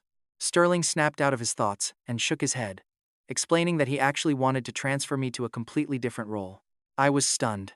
Barnaby immediately asked if I was getting transferred. What about him? Sterling looked at Barnaby and reassured him that they would still be sharing the exact same office. He said it was just some minor extra work for Kaelen. I breathed a major sigh of relief and told him to lay it on me, since I was only doing basic tasks anyway. Sterling forced his absolute friendliest smile. "The company is pretty short on drivers right now, so we actually decided to assign you a car. From now on, I will need you to drive me whenever I go out on business." Hearing this, I was totally baffled. Sterling, a massive company veteran, actually used the word trouble on a lowly intern like me? Absolutely absurd. Barnaby was shocked too. Barnaby blurted out, "Mr. Sterling, you want Kaelen to work part-time as a driver?" Sterling quickly shook his head, explaining it is just a dedicated car to chauffeur him. Besides, I rarely go out. The workload is pretty light. Then, Sterling suddenly remembered something. "Oh, Right, Kaelen, you have a license, right? I nodded. Then it is settled, Sterling declared, locking in the decision. Are you full? Let us go down and see the car. I followed Sterling out the door, totally dazed. Before we left, Sterling told Barnaby to take his time eating, and to order more on his tab if he wanted. Just like that, Sterling led me straight down to the company parking lot. Wait until you see this. Spotting the Xiaomi SU7 right there, I turned into a literal statue. Mr. Sterling, the company car is not actually this one, right? Sterling panicked instantly. You do not like it? Then what kind of car do you actually want? This was directly ordered by the chairman, though she did not specify what model to give you. He had racked his brain all night before picking this. If it was too flashy, it might trigger the chairman's wrath. This Xiaomi SU7 was just right, not too cheap, not too luxury. If I do not like it, we can swap it? I asked tentatively. Sterling slapped his thigh. Absolutely, we will swap it until you are completely satisfied. Then, realizing how that sounded, he quickly backtracked after all. You are the one driving this thing from now on. If you are comfortable driving it, I will feel safer riding in the back. I sucked in a sharp breath. Employee benefits this good? I was honestly starting to get terrified. But wait, I am just a low-level intern with zero background. What could the company possibly want to steal from me? If they offer it, just enjoy it. I shrugged and relaxed. No, this car is pretty great. Sterling grinned. As long as you like it. Sterling sighed with relief, handing the keys over. Keep them, he said. And just drive the car like you own it. Feel free to use it for commuting. Oh, and remember to keep the receipts whenever you get gas. The company covers all of it. My eyes went wide, unable to believe such a sweet deal actually existed. Sterling quickly added that this was just so he could easily summon me whenever business popped up. But while those professional words came out of his mouth, on the inside, Sterling was absolutely sweating bullets. Summon you? I would rather build a literal shrine to worship you than dare call you on a moment's notice. Staring at the sleek keys in my hand, my sheer excitement easily crushed any lingering fear. Understood? Rest assured, Mr. Sterling. From now on, I am officially on call 24/7 for you. Back at the office, Barnaby was lounging on the sofa, gaming on his phone without even looking up as I walked in. So, what trash car did you get? One of those slow speed bumpers? I smirked actually. A Xiaomi SU7. The top-tier Max Edition. Barnaby laughed it off, refusing to believe me. I did not even bother to argue. I pocketed the keys, took my nap, and later, after wrapping up work, I texted Seraphina that a huge surprise was waiting for her tonight. She was told to wait at home. Then I dragged a clueless Barnaby to the lot. The exact moment he saw me unlock that gorgeous ride, Barnaby's face was dripping with pure, absolute envy. I grinned widely. Look at you, practically drooling. Get inside. I will give you a ride home since I need to pack up my own things from the dorm anyway. By the time I finished packing everything and got back, it was almost 7 p.m. Just as I pulled out my keys, the door swung open from the inside. Seraphina beamed at me with a beautifully bright smile. I, however, nearly had a heart attack. Wifey, why are you out of bed? You have to be careful. Seeing my absolute, panicked face, Seraphina felt incredibly warm inside. She smiled, letting out a cute, playful pout. Wifey teased that she is not made of glass. But I snapped back, absolutely not. Even if there is only a 1 in a million chance of you tripping, I will not take that risk. Without another word, I scooped Seraphina right up into my arms and kicked the door shut. On the table, she had already set out 4 delicious dishes and a warm bowl of soup. Because she had been waiting, the food had already gone quite cold. I frowned, feeling a bit worried. Wifey, did I not tell you to eat first without me? She pouted, saying she just did not want to eat alone. Seraphina leans in, her voice dropping to a soft whisper as she admits she hates when I am not around. Hearing that, I was absolutely over the moon. It felt like this classic beauty was falling for me more and more. Now I just need her to fully recover, and my childhood dream will be 100% real. After dinner, we walked hand in hand to the parking lot. She saw right through my surprise but played along anyway. Where is this big surprise you promised me? She asks. I puff out my chest, pointing proudly at the brand new Xiaomi SU7. Tada! Here is your surprise. Do you like it? A Xiaomi SU7, she asks, frowning slightly. She had actually ordered the company to get me a car. She did not specify which model, but this cheap ride felt pretty lacking to her. I mean, she usually rolls in a Porsche or something way better. Her face makes me a bit confused. What is wrong, wifey? Do you not like it? Hearing my voice, she snaps out of it and quickly fakes a look of absolute shock. How did you afford this? She gasps. I guide her over, explaining that I did not buy it, the company actually just gave it to me. Wifey, it is actually super bizarre. I am literally just a low-level worker in the marketing department. First, they give me a private office, and now they hand over this sweet ride to use however I want. It makes zero sense. Hearing this, she has to hold back a laugh. She instantly figures out that her wealthy grandmother pulled some major strings with HR. And let's be real, you know those corporate bosses are always slick enough to play along. When dealing with a VIP plant like me, they would definitely bend over backward to keep me happy. Keeping these thoughts to herself, she keeps acting completely amazed. Really, she says, maybe they just saw your incredible talent. I had no idea you were this amazing. Just one compliment from her, and my ego is through the roof. I am basically strutting like a proud peacock. I keep getting smugger as I speak, telling her she never has to worry. Since they value me this much, making big money to take care of you is going to be easy. Hearing this, she just bursts out giggling. She smiles and says she believes me, but I get defensive and beg her not to laugh. I am serious.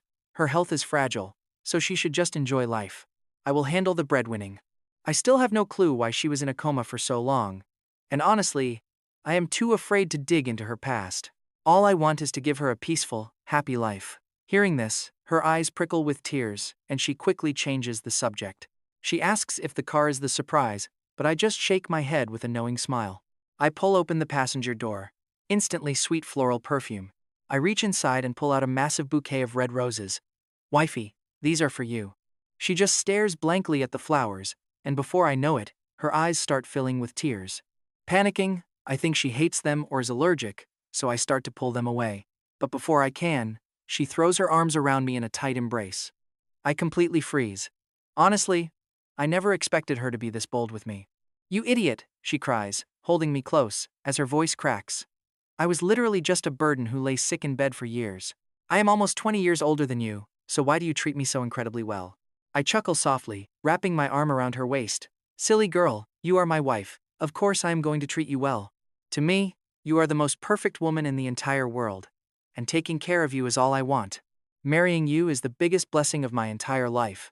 I gently wipe her tears, telling her to stop crying before she ruins her makeup. People will think I am bullying you if you keep crying. Plus, I actually have one more surprise. She freezes. Another gift? She asks. I smile, reach into my pocket, and pull out a ring, nervously scratching the back of my head. I know I should have gotten a real diamond, but I just started my job and do not have much cash yet, so you will have to make do with this basic band for now. But before I can even finish, she slides it right onto her finger. Does it look pretty? She asks, holding her hand up to her face with her eyes shining brighter than any diamond. It is actually quite basic, really, but under the warm streetlights with her glowing smile, I stare like a complete idiot, nodding eagerly. It looks amazing. It looks so good on you. Her smile grows even sweeter as she giggles that I actually have pretty good taste. No, I mean you look beautiful, I reply. She blushes deep red, playfully muttering that I am incredibly annoying. As she spoke, her body swayed, almost collapsing. Honestly, standing for that long after such an emotional roller coaster was just too much for her body to handle. I quickly caught her, asking what was wrong. She whispered she was fine, just a little tired. Let's go home, she said. I nodded, scooped her up, and walked. I carried Seraphina as she held a massive bouquet of roses, drawing stares from everyone passing by. She blushed again. She asked if I was tired and should walk. But of course I wasn't. Had she forgotten? I reminded her that her husband has an 8-pack. But bringing that up instantly made her remember my teasing back in the hospital room about us going multiple rounds a night. This made her face turn incredibly red. She quietly buried her face in my chest, a small smile appearing. Whether he actually has an 8-pack is still a mystery, but those muscles are definitely doing the job. By the time we got home, Seraphina had already fallen asleep. I carefully laid her on the bed. After washing and massaging her feet, I pulled her close and fell asleep, too. The next morning, as I prepared for work, she slowly stood up from her wheelchair. She walked step by step towards me. Then, standing on her tiptoes, she kissed my cheek. I turned to stone. This was the first time she had ever been this proactive. By the time I snapped out of it to react, she had shoved me out the door. Her shy voice called out, telling me to go to work. I panicked, shouting for her to open up. No. She refused. That single kiss just now had used up all her courage. Right now, she dared not face her husband. I started wailing outside, babe. Wait. I'm still wearing my slippers. I was in a fantastic mood today. After arriving at the office, I went to help Barnaby brew coffee in the break room. The break room is always the liveliest spot in the morning, where employees love to gather and slack off after clocking in. When I arrived, quite a few colleagues were already inside. They were mostly girls chattering like sparrows. Seeing someone walk in, all of their eyes turned to me at once. Seeing it was me, their eyes lit up instantly. The company had plenty of young staff, but young, handsome guys with a great physique were a rare breed. Immediately, one of them sidled up close. "Hey there, I'm Linnea from finance," she said. "Let's add each other on WeChat. It would make keeping in touch much easier." Once she broke the ice, the others immediately whipped out their phones. I was totally stunned by how aggressive they were. But as a rookie, I couldn't really say no. So, I obediently took out my phone and added them all. Then, Linnea smiled sweetly and asked if I had a girlfriend. The others leaned in closer. Putting on a serious face, I told them I was married. Everyone froze in shock. Then they all looked completely doubtful, asking how I could possibly be married at my age. "Didn't you just graduate from college? Are you trying to trick us?" I felt totally helpless, trying to explain that I was genuinely married. But they refused to believe it and insisted on seeing my wedding photos. Linnea was especially blunt, pointing out I wasn't even wearing a wedding ring. I could only suffer in silence. You see, when I actually married Seraphina, she was still completely comatose. Even the marriage certificate was processed by the grandmother using our photos. I had to explain that my wife had poor health, so we just got the certificate. Hearing that, Linnea gave me a highly amused look. She asked if I had a photo of the certificate. The marriage certificate? That snapped me back to reality. I pulled out my phone to search, only to realize I had never taken one. Seeing this, the crowd started teasing and laughing. "See, you can't show it. We knew you were tricking us. Are you afraid we're going to harass you? We have so many pretty girls here, and none catch your eye?" Since I had zero experience dealing with girls, my face instantly flushed red from all their playful teasing. Thankfully, right at that moment, Mr. Sterling walked past the break room and bailed me out, asking why we were making a racket. "Don't you have work?" One of them stuck her tongue out. "Mr. Sterling, you know our company always has too many girls and not enough guys. It's rare we get a high-potential guy, so of course we had to strike while the iron is hot." Hearing this, Mr. Sterling frowned deeply. "Nonsense," he snapped. "Dating requires actual consent. What does it look like? Cornering someone in here like this. Go back to work, all of you." I let out a massive sigh of relief, quickly clutching the 2 cups of coffee and turning to rush back. But then Sterling taps my shoulder. He leans in and says, "Kaelen, I have a niece who is very pretty.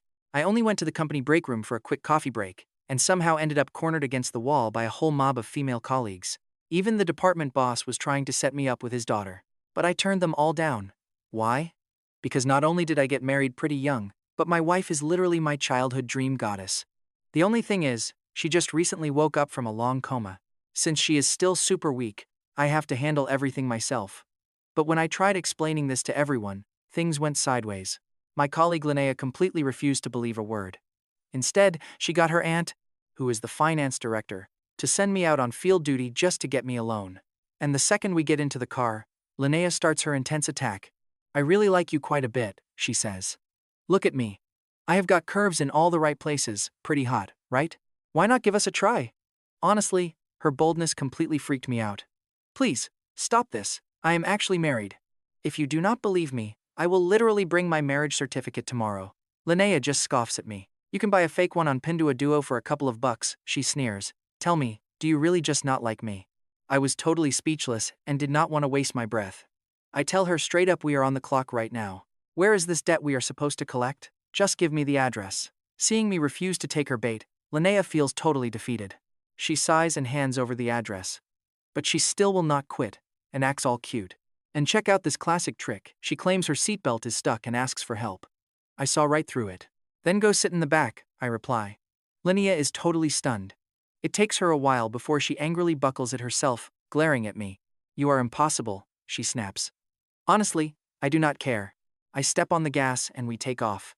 The job actually goes pretty smooth, and we finish collecting the debt just after 5. My plan was simple: drop Linnea back at the office so I could rush home. But of course, she blocks me again. "I told you we are on field duty, and do not need to clock out," she says. "Why go back?" She blinks at me with puppy eyes. "I know a nice restaurant nearby. Let us grab dinner together. The food is pretty amazing." "No," I tell her. "Why are you like this when I am trying so hard? Just because you are trying hard does not mean I have to play along. I completely lose my patience. Linnea finally snaps, storms out of the car, and stomps away. Honestly, I am absolutely thrilled to be free of her. I hum a happy tune and drive straight home. Normally, I do not get home until at least 7. Today, I am walking through the door before 6. I slip inside quietly, but the living room is completely empty.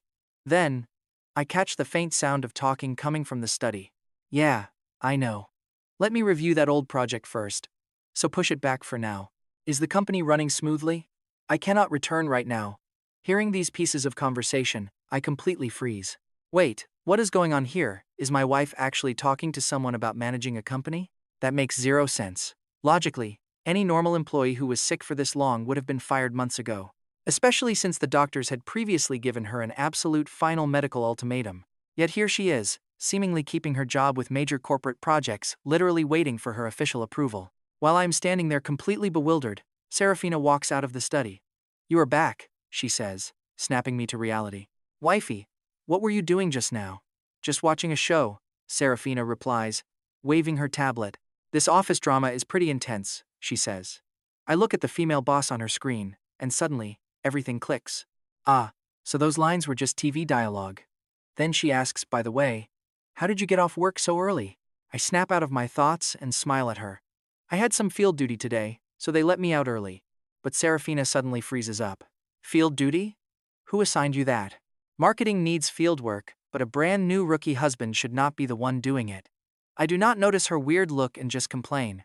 The finance director ordered me to take some colleague out with me to collect a debt. Seraphina calms down slightly. Did you not want to go with her? She asks. But silently starts thinking. Looks like I must talk to Sterling later. After all, that car was meant to be his private ride under the company name.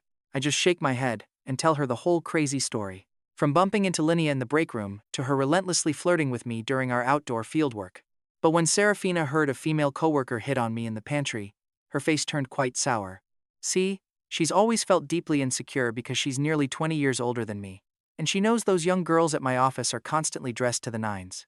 But the moment she heard that I didn't hesitate to tell them I'm happily married, she immediately cheered up. Right then, her heart filled with this absolutely overwhelming, sweet feeling. Your husband gets hit on and you're laughing? I pouted, playing the victim. You have absolutely no idea. Honestly, inside that pantry, I felt like Tang Sanzang stepping into the spider demon's cave. I was genuinely terrified. Seraphina giggled. But you still resisted all those outside temptations, didn't you? Hearing the slight worry in her voice, I answered firmly, wifey. As long as I have you, those other girls don't even count as temptations. What are they? Just annoying flies and harassment. I need to stare at my beautiful wife to heal my traumatized soul. You're so annoying, always sweet-talking me. Seraphina gave me a playful glare, but she was absolutely loving it. Wrapping my arms around her waist, I whispered, wifey, you are absolutely perfect to me. No other woman compares to your little finger. Instantly, her face flushed bright red. Too shy to handle it, she pushed me away and bolted for the bedroom. Man, she is great at everything. She's just way too easy to fluster. Guess I'll have to lay her on the sweet talk and steal more hugs, until she finally gets used to my affection. Otherwise, how are we ever going to see him reach the finish line at this rate? When our nanny, Mrs. Higgins, arrived right on time to prep dinner, she was pretty surprised to find me home.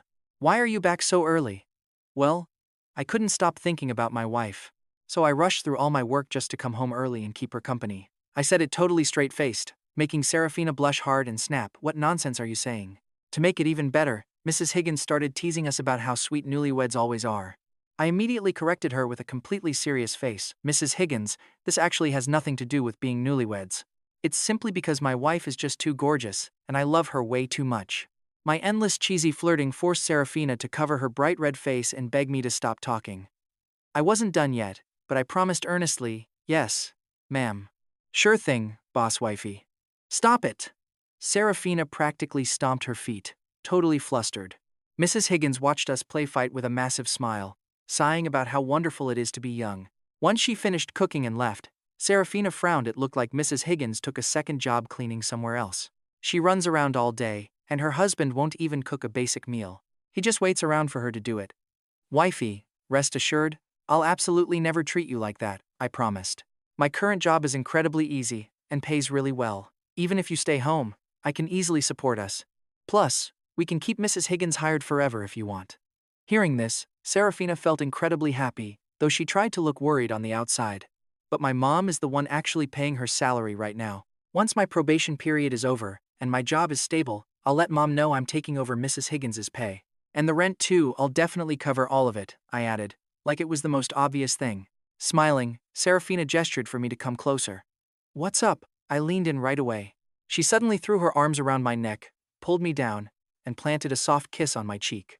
Talk about an epic surprise. I quickly grabbed her, flipped our positions, and took full advantage of the moment. That simple cheek peck landed squarely on her lips, turning into a deep, incredibly passionate embrace that filled the quiet room.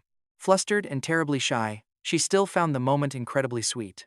Sitting in her wheelchair with her eyes closed, she let me kiss her deeply. When we finally parted, we were both panting, especially Seraphina. She still wasn't fully recovered. The intense emotional rush completely drained the color from her face, leaving her pale. Are you okay? I panicked. This is all my fault. I know your health is fragile, but I just lose control around you. Before I could finish, she gently covered my mouth. I just need a quick rest and I'll be fine. She paused, her face turning pink again. Honestly, I really loved it too. Later that night, she snuggled close and whispered, you still haven't finished telling me what went down at the office today. Didn't you say the finance director personally ordered you to take some newcomer out? I nodded. Yeah, wifey, you actually wouldn't know this, but behind her back, everyone at work calls the finance director the Iron Maiden. Seraphina instantly froze, then she suddenly let out a nervous laugh. Honestly, knowing Fiona, that nickname is pretty spot on, I continued. And then I stopped. Wait. A massive realization hit me out of nowhere. And wait, they share the same last name. Are you thinking what I am thinking here? Seraphina frowned slightly. See, ever since her depression diagnosis, she tried going to the office at first. But as things got worse, she just stopped showing up entirely. Because of that, she was pretty clueless about recent hiring changes. If Fiona just brought a relative on board, it wouldn't be a massive deal. But if she is abusing her authority just to help Linnea out, that is a whole different story. Hey wifey, are you actually listening? Seraphina suddenly snapped back to reality. What did you say? I sighed and took a deep breath. Nobody at work believes I am married. Let us take a selfie together. That way, I will have concrete proof, if anyone asks. Honestly, I really wanted to post her picture straight to my social feed right away. But unfortunately, things were not smoothed over with my mom yet, so I genuinely did not dare do it. If my mom opened her feed and saw her own son being lovey-dovey with her best friend, her blood pressure would shoot straight to 280. Seraphina froze. Completely. Her mind was racing. Knowing her husband's show-off personality, a joint photo meant the entire company would find out. Even the stray cats in the parking lot would know they were married. It would be a total disaster. Wifey, what do you think? I eagerly pulled out my phone, searching for couple poses, while Seraphina flashed a pretty stiff smile. But she insisted, saying she really does not like taking pictures and hates being flashy. I felt pretty disappointed, but I did not force it. Shifting gears, I told her fine, no photos, but I will bring our marriage certificate to the office tomorrow. There is no way they can still doubt me after that. Seraphina's smile grew even stiffer, but she did not say a word, only nodding to vaguely brush it off. Early the next morning, I woke up to find she had already left the bed. I was pretty confused. Wifey, why on earth are you up so early today? She slowly walked over and spoke softly, saying the doctor told her that early nights and early mornings are great for her health. Plus, Mrs. Higgins already finished making breakfast, so I should get up too. Right after eating, I started hunting for that marriage certificate. But the certificate I originally packed inside my suitcase was absolutely nowhere to be found. I was literally tearing my hair out. It was right here, so how is it gone? Seraphina just sat nearby, tilting her head. Maybe your memory is playing tricks on you. You will be late for work, so just search when you get home. I must show those annoying flies. Then, a genius idea hit me. Where is yours? Handing over yours works just as well. But Seraphina shook her head, explaining hers was with Mom, and it was far too late to ask her to bring it. Hurry up and go to work, she said, planting a kiss on my cheek. Even though I hated giving up, time was running out, leaving me with no choice but to head out looking completely defeated. But get this, the very second he steps into the office, things take an incredibly weird and totally unexpected turn for him. Seriously, they stared at me like I was some complete creep. Sure enough, a coworker ran up, saying Mr. Sterling wanted to see me. He wants you in his office right now. I froze, quickly nodding, and said I would go. The coworker lowered his voice, flashing a pretty wicked smirk. You sly dog, what exactly did you do to Linnea from finance yesterday? She showed up today with red, puffy eyes, and Mr. Sterling calling you in is almost definitely about that. He patted my shoulder, telling me to pray that God has mercy on my soul, while I just stared back in complete disbelief. Me? Did something to Linnea? He just laughed, asking if I went out on field work with her yesterday. Neither of you even returned after work. Man, you have got some massive guts. Linnea is the niece of the finance director, and basically the most famous beauty in the whole department. You actually dared to pull a stunt like that, making you a total legend. He gave me a thumbs up, leaving my jaw practically on the floor. Holy crap, stop spreading crazy rumors. She left right after we finished, and I went straight home to my wife. What could I have possibly done? He just curled his lip, looking pretty regretful. Sure, keep pretending. Just start praying for your own safety now. I watched helplessly as he walked away, leaving me completely and utterly dumbfounded. Right then, Barnaby popped up out of absolutely nowhere, also flashing a giant thumbs up, telling me that I am a complete legend. You have barely been working here a few days, and you already bullied a coworker until she started crying. I snapped back to reality and threw a quick punch at him. Shut your mouth, I yell. Do I seriously look like that kind of person to you? I couldn't be bothered to waste any more words. I headed straight for Sterling's office. Let's see exactly what kind of drama is waiting for me. Meanwhile, inside the office, looking at Fiona sitting there with a stony face, Sterling was already nursing a major headache. He lowered his voice, warning Director Yu not to blame him later. This Kaelen guy isn't just some ordinary employee, since he was personally sent in by the old lady. But so what? Fiona interrupted him. Rules are still rules, aren't they? Fiona kept rambling relentlessly, clearly determined to get justice for Linnea. Right at that moment, I knocked and walked right in. I ask if Mr. Sterling was looking for me, and seeing me enter, he gasps that I'm finally here. He asks what exactly happened with little Linnea yesterday, and why she came back crying so hard. Her eyes are totally swollen. Inside, I see a pretty stressed out Sterling, an ashen-faced Fiona, and Linnea, who has red, swollen eyes but is looking at me with pure, smug satisfaction. Talk about a chaotic battleground, this setup is wild. Fiona coldly demands to know what I did to Linnea last night, making me lean back tactically. What do you mean? I say. I didn't do anything to her. Fiona snaps back. If you did nothing, why did she cry her eyes out? How the hell should I know? I reply, looking strangely at Linnea and locking eyes with her smug gaze. I completely lose my temper and demand Linnea explain exactly what I did to her yesterday. Linnea keeps quiet until this exact moment, suddenly crying out that I brutally hurt her pride. Now both Sterling and I are completely lost, and even Fiona looks a bit baffled, asking Linnea if she wasn't actually bullied. I was bullied. Linnea claims self-righteously. She says she lowered her standards, showed goodwill, and kindly asked me out to dinner. But not only did I reject her, I kept claiming I had a wife and looked down on her entire existence. To make it worse, I wouldn't even drive her home and just ran off alone. She gets even more dramatic, arguing that we were on company business, meaning I had a clear responsibility to drive her back. Even as a personal matter, as a man, shouldn't I have shown at least some basic gentlemanly grace? I laugh out of sheer anger. First of all, if you show goodwill, do I have to accept it? Who do you think you even are? Second, I actually do have a wife. And even if I didn't, how is that your business? I slam my hand hard on the desk, shouting that I despise women like her who have absolutely zero sense of boundaries. Linnea is stunned by my sudden yelling, but her response once she snaps out of it completely shocks both Fiona and Sterling. The office freezes as Linnea screams for them to fire me immediately. Fiona frowns, silently analyzing the whole mess. She is the finance director, but she knows Kaelen isn't just some random employee either. He was personally sent in by the old lady. So can she even fire him? I also start feeling a tiny hint of regret for being so impulsive. I provoked a total Delulu princess with massive backing. Seriously, you and I both know losing this job over some Delulu drama would be a complete injustice. I still need to make money to support my wife. Thinking fast, I look at Sterling and insist I didn't do anything wrong. You can't just fire me over a petty complaint. Seeing my panic, Sterling quickly reassures me not to worry. He tells me I am in his marketing department, so any firing decisions are entirely up to him alone. Nobody else gets a say. Hearing that, I finally breathe a massive sigh of relief. Linnea nearly faints from pure rage, stomping her feet and whining to her aunt. Originally, Fiona just wanted me to apologize and move on. She had no real intention of firing me, but my attitude combined with Sterling's defense sparks her rage. She demands if this is how Sterling manages his people, leaving him utterly speechless.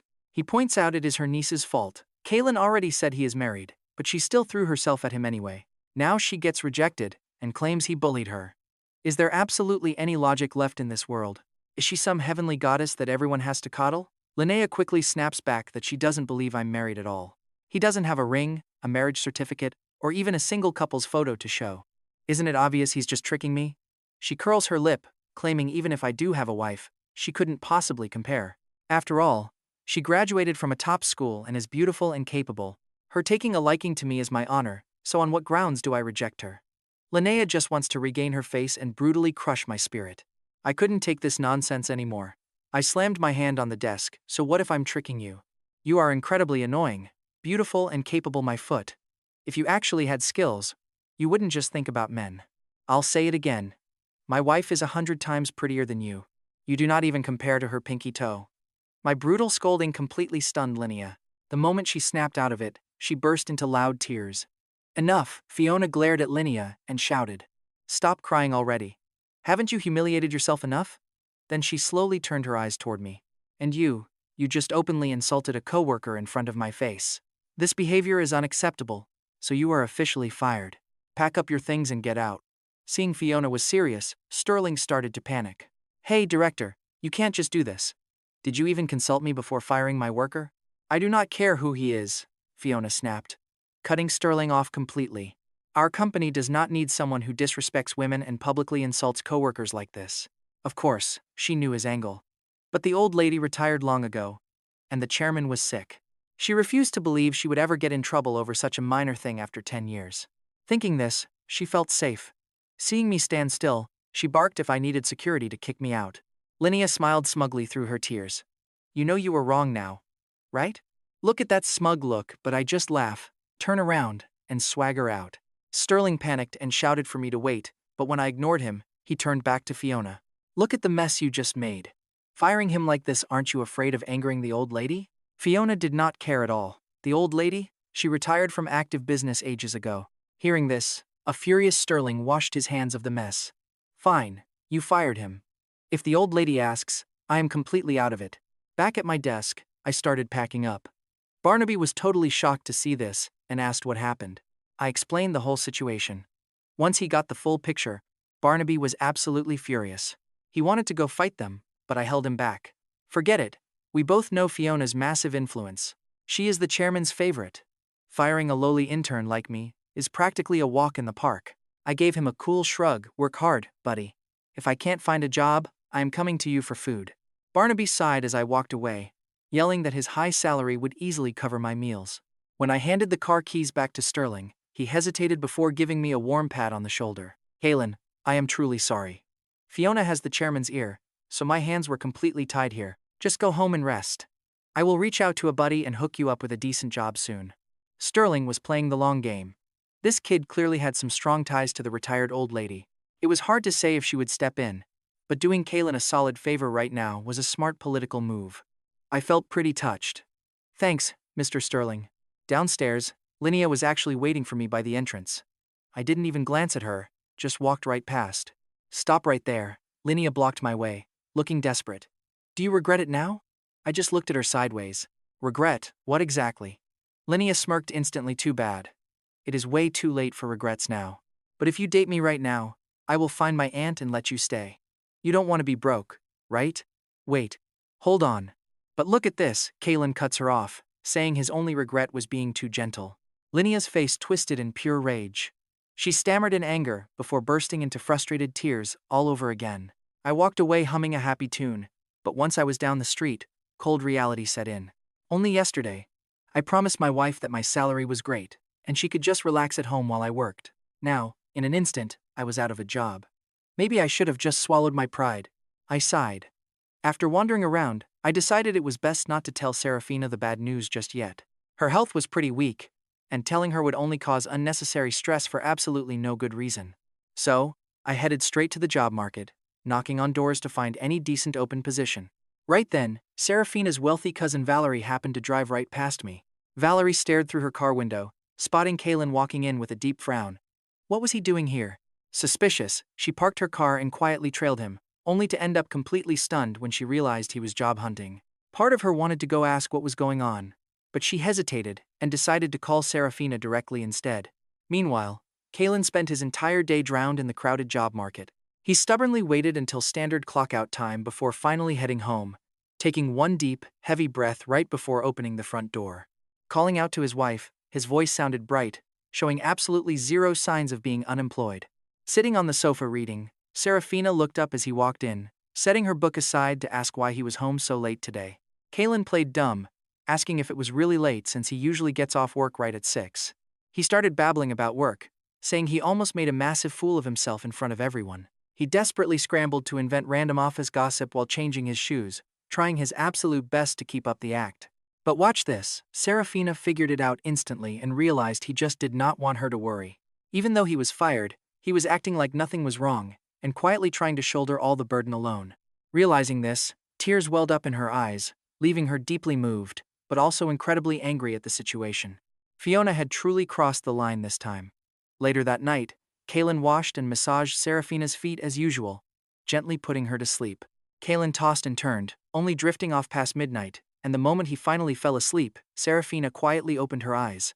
Whisper quiet in the dark, she softly promised that she was right there with him. The next morning, he forced a bright smile over breakfast, telling his wife he was off to work while she warned him to stay safe. Seraphina smiled and waved, promising to wait for his return, but the second Kaelen stepped out the door, his cheerful expression completely crumbled. It was time to swallow his pride at the job market again. But for his wife, he was ready to push through anything.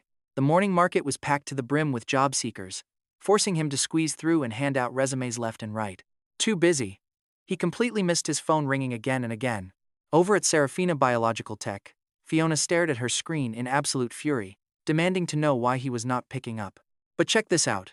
Firing a simple intern ended up triggering an incredibly angry midnight call from the company chairman. The usually gentle chairman absolutely lost her temper. For the first time ever, demanding that she bring Kaelen back immediately, no matter what.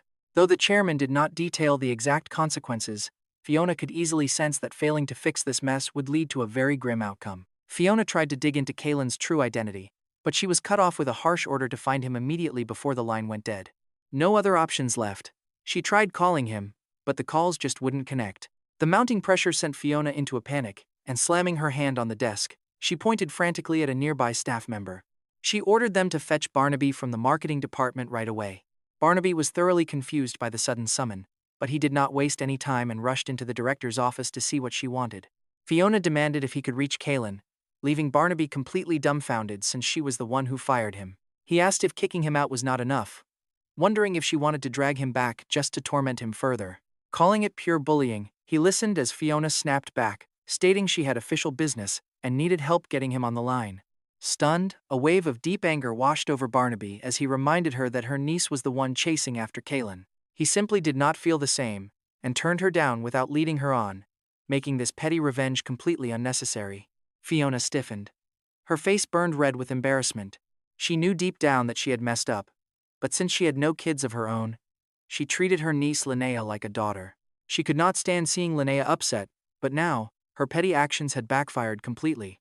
The chairman had personally ordered his return, completely ruining Fiona's reputation. But even with her pride shattered, she still had to get the job done.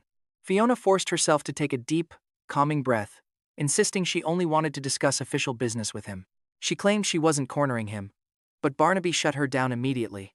No way. He pointed out she might just want to humiliate him again, pushing Fiona to the absolute limit before she barely held back her explosive rage. Gritting her teeth, she explained she actually wanted to invite him back to work at the company. Barnaby was shocked, firing off 3 rapid-fire questions to make sure she was not tricking him. Fiona gritted her teeth and nodded.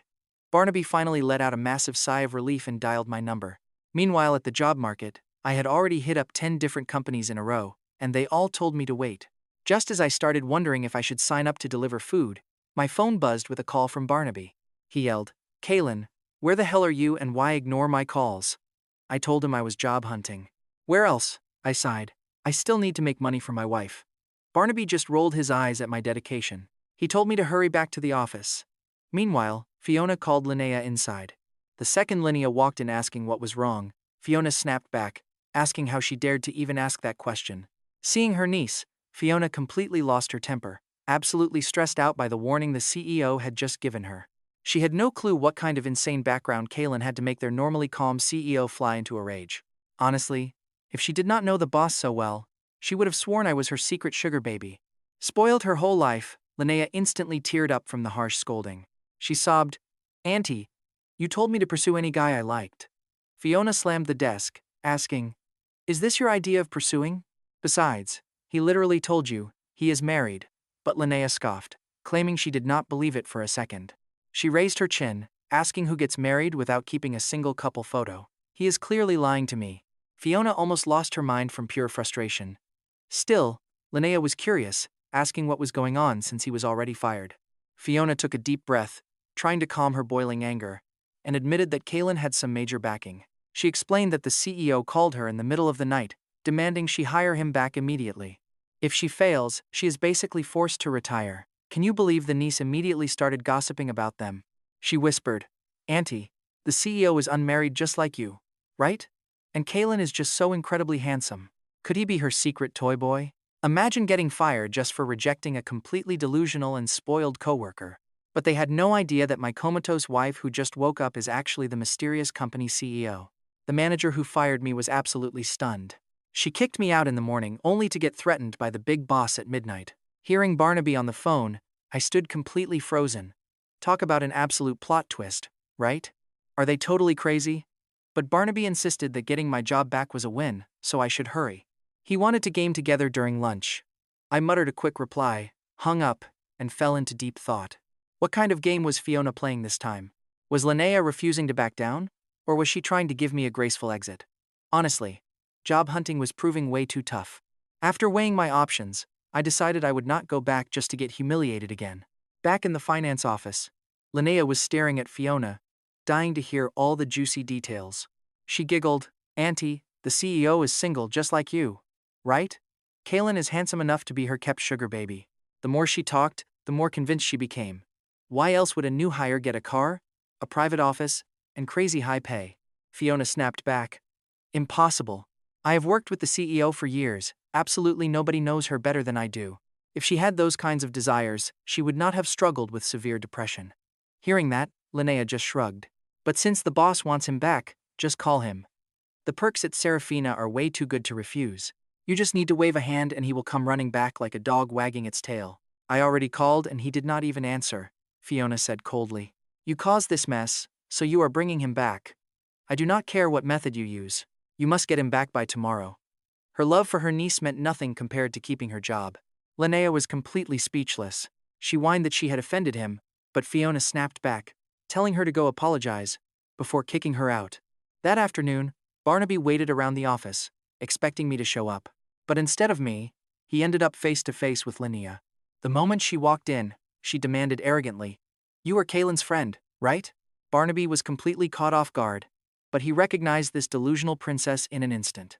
Linnea frowned, looking super annoyed. "Where is Kaelen? Didn't my aunt tell him to return? Why hasn't he shown up today? Call him right now and make him hurry." Barnaby just laughed in disbelief. "Sorry, but I am way too busy." Right then, Barnaby finally understood why I refused to come back. With that toxic, arrogant attitude, who could stand her?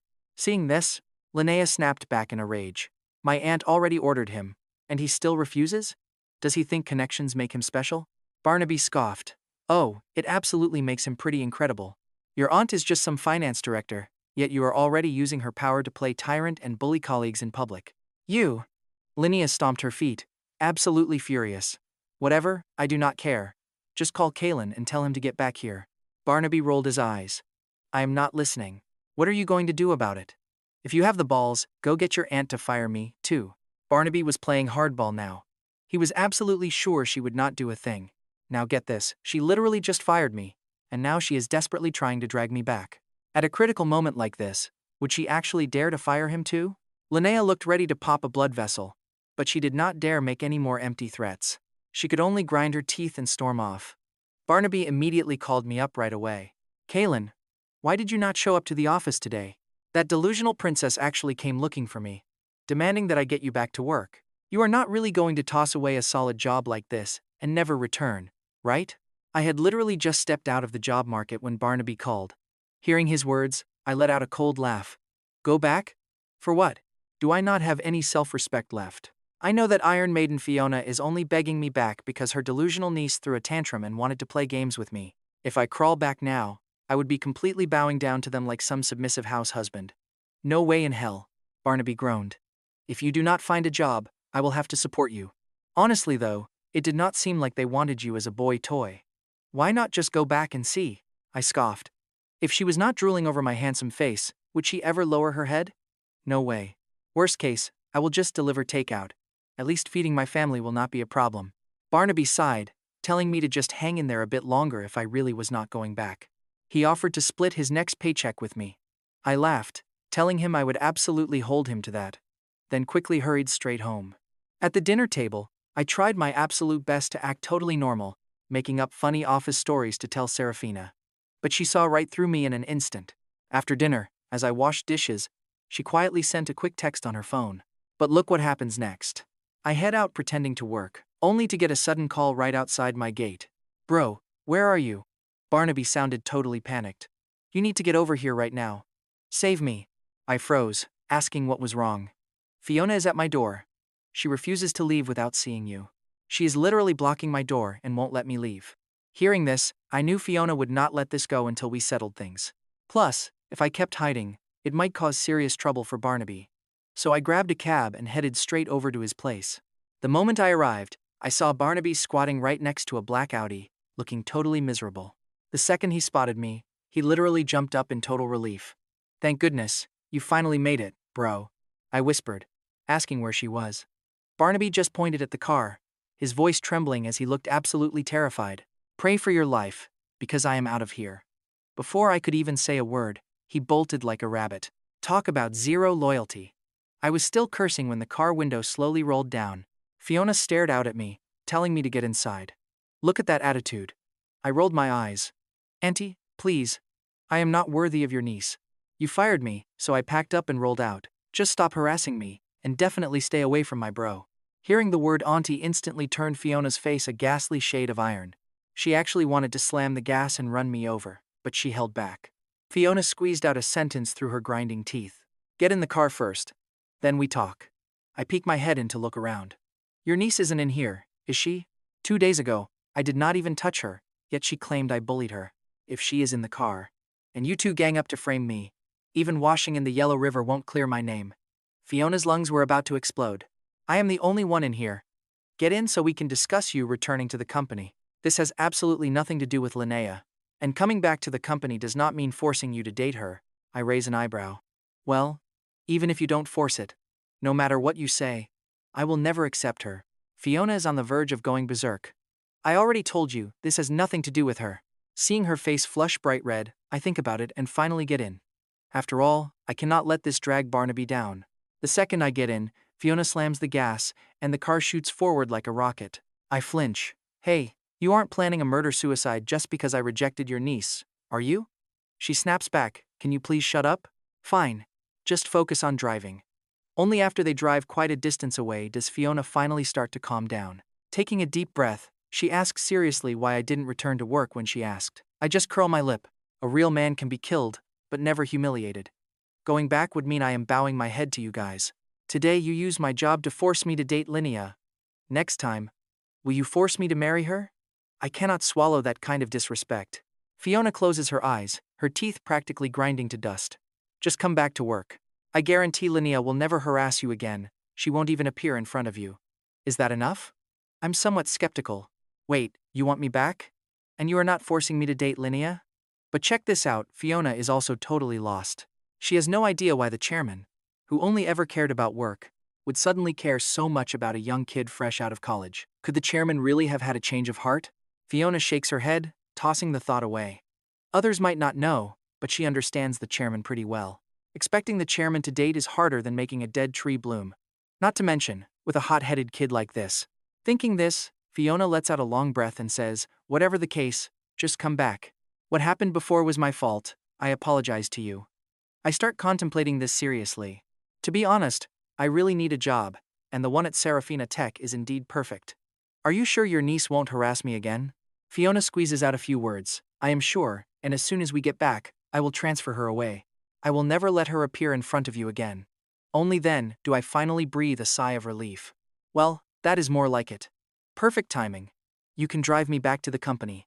2 days ago you kicked me out, and today I am returning in your car. My lost face and pride, I got them both back. Not a bad deal. Fiona takes a deep breath and shuts up. As the car falls silent, things get a bit awkward. But of course, I do not feel awkward at all. Instead, I am busy checking out her Audi. After looking around, I conclude, it is not as good as my company SU7. Thinking of the SU7, I speak up.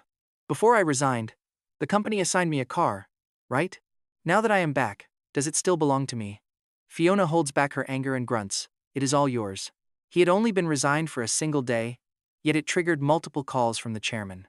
Can you blame her for being suspicious? Like, what is the secret connection between this kid and the chairman? Fiona racks her brain, and suddenly, a flash of inspiration hits her. Calculating his age, could this kid be a mistake from the chairman's youth? Thinking of this, Fiona whips her head around to stare at me, right as I look back at her. As our eyes lock, Fiona stares at my handsome face, and suddenly feels her cheeks turn burning hot. She quickly averts her gaze in pure panic. I, however, am just muttering to myself. I heard Fiona is already 40 this year, but she looks like a gorgeous young wife in her early 30s. Though compared to my precious wife Seraphina, she is still levels below. Thinking of my wife, I cannot help but smile. Fiona catches my smile, and her heart suddenly skips a beat. She immediately starts screaming at herself inside. Fiona, what are you thinking? This kid is just a rookie fresh out of society, and he might even be the chairman's son. Why was she overthinking all this crazy stuff anyway? Either way, Fiona shook it off and went back to staring at me. Is there something on my face? Just keep your eyes on the road and stop staring. Even if you want to die. I certainly don't. My voice snapped Fiona right back to reality. She flinched, quickly stammering that she was only checking the rearview mirror. She snapped that nobody was looking at me, then immediately changed the subject, asking where I grew up. Hearing that, I got instantly suspicious. Oh, look at that. I totally called it. You claim you are not trying to set me up with your niece, but now you are asking for my hometown. Well, let me tell you. I will never fold. I already have a wife. She is gentle, gorgeous, and literally looks like an angel. Your spoiled princess of a niece cannot even begin to compare to her. Fiona turned bright red, then completely pale. Cursing Linnea internally, she snapped back that I had it all wrong. She insisted she was only making casual conversation, raising her voice to promise she really would transfer Linnea away. That finally let me breathe easy. Respecting her high position, I answered that I was from Cheng County. Cheng County? Fiona froze. Did he mean Cheng County in Chengyang City? If she remembered right, the company chairman was also from there, before her entire family eventually moved out to Binhai City. Could Kaelen actually be the chairman's biological son? But the chairman still looks like a young woman barely nearing 30. Between her vibe and her perfect physique, she really does not look like she ever had a kid. Fiona was utterly baffled. Pushing further, she asked what my parents were named. That did it. I started getting seriously anxious. Asking about my hometown is fine, but now you are asking for my parents' names? Are you running a background check for your niece? Fiona realized her slip-up immediately. She felt incredibly awkward, but also furious that her niece was causing her to lose so much face. Seeing her reaction, I scoffed. Not wanting to completely burn this bridge, I sighed and told her to actually transfer her niece first before we talked. This whole background check thing is honestly pretty terrifying. Fiona was completely fed up, deciding to shut her mouth and just focus on driving us the rest of the way to the office. The moment I stepped out of the car, every single eye locked onto me. It was morning rush hour, and colleagues were flooding in. Catching sight of me, sharp gasps echoed through the crowd. Whoa, is that the insane newbie from marketing? I thought he got fired, so why is he riding in the Iron Maiden's car? She personally went to bring him back to work. What kind of massive backing does this guy have? I bet he finally gave in. I mean, bad temper aside, that little princess of hers is still pretty smoking hot. The endless whispering was making Fiona's expression turn incredibly dark. I stepped out of the vehicle, but then poked my head back inside. I reminded Director Yu to transfer her niece. Gritting her teeth, she hissed that she did not need my reminder. Right now, Fiona was swimming in regret. She totally miscalculated, wishing she had just driven straight into the underground parking garage instead of parking here. Once she drove off, a brave colleague immediately ran right over. Asking if I was back, I nodded. He immediately gave me a thumbs up, calling me a total legend. Fired 1 minute, rehired the next, and the Iron Maiden personally escorts you back. What is the catch here? Did you finally agree to be the little princess's boyfriend? I grinned, shaking my head. Give me a break even if I was starving to death. I would never date a girl like her. Not the little princess? The colleague's eyes widened in shock. He joked about me hooking up with the Iron Maiden instead. But get this, while I was happily headed to my desk, the finance department had already exploded. You are transferring me to a branch office? Linnea stared at Fiona, absolutely shocked and furious, demanding to know why. She asked if Fiona was even her real aunt. Fiona was highly agitated, snapping back about her offending people she shouldn't have. Kaelen laid down the law. If she wanted him back, he could never lay eyes on her in this company again. If she refused the branch office transfer, did she want to get fired instead? Fiona was totally losing her temper by the end. She was already deeply frustrated by everyone gossiping that she was keeping me as her little sugar baby. Now her own biological niece was just piling on the stress. Linnea flew into a rage, demanding who the hell Kaelen thought he was. He is just a newly hired intern, while you are a veteran. Even the chairman calls you sister. Are you seriously scared of an intern? Linnea glared at Fiona with deep suspicion, asking if those office rumors were actually true. If she actually had the hots for Kaelen, too. But wait for it, she gets slapped right across the face mid-sentence. Telling her to shut up, Fiona shook with rage, saying she was unmarried and had raised Linnea like her own daughter. I paid for your school and built your entire career. And now you dare to insult me like that? Do you even have a conscience? Linnea is absolutely stunned after that slap. How could you hit me? I hate you. She tries to run, but Fiona grabs her tight. Fiona tells her to just blame her for failing to raise her right. She accepts that. But today, she demands a straight answer. Is she resigning? Or transferring to the branch office? Fiona sees the truth now. Let's look at this. Her niece is totally useless, so protecting her own job becomes Fiona's main priority. Linnea glares at her aunt with tearful, hateful eyes before snapping that she quits, spinning around to storm off. But after a few steps, she whirls around with a harsh glare. Do not think I do not know. You just think Kaelen is handsome. Now you are even kicking me out just for him. I absolutely hate you. As the door slams shut, Fiona sinks heavily into her chair, completely drained. A sad, tired smile creeps onto her face. Feed a person too much and they will eventually turn on you. She learned that lesson the hard way today. After catching her breath, Fiona makes a quick call to report that Chairman Kaelen has returned to the office. Once the call is wrapped up, Fiona sighs heavily and pinches the bridge of her nose. But she cannot help asking about my real identity. The line goes dead silent before a cold voice warns her to stay out of it. Unless he crosses a serious line. They never want to see this kind of drama happen again. Fiona freezes at those words. But before she can even speak, the line suddenly goes completely dead. Fast forward to the weekend. Seraphina and I are getting ready to head out for her hospital checkup. She looks absolutely stunning today in a cozy white sweater, radiating this pretty incredible mature charm. It actually makes me question myself. Have I been single all these years because I secretly have a thing for older, elegant women? Right when we get downstairs, a kid comes sprinting over. He trips and crashes, immediately bursting into loud tears. Seraphina is startled, but I quickly help the kid up and dust him off, telling him to stay strong. Real men do not cry over a tiny tumble, I joke. Hearing that, the little guy immediately wipes his tears and smiles. He politely thanks me before running back to his mom. Watching him go, Seraphina feels this sudden wave of quiet longing. Seeing me be this gentle with the kid? It stirs something deep inside her. She blurted out, Kaelen, do you like kids? Kids? I freeze. I want to say yes, but seeing the sweat on her pale face reminds me of her health, so I slowly shake my head. No, I do not. With her current health, a pregnancy is out of the question for years. She is just too fragile to handle that kind of risk. A flash of disappointment crosses her face. Hearing her quiet sigh, I quickly grab her hand to reassure her. I tell her that kids are just loud, stressful, and incredibly expensive anyway. Raising a child is basically a bottomless money pit. Not wanting to press further, Seraphina smiles and changes the subject.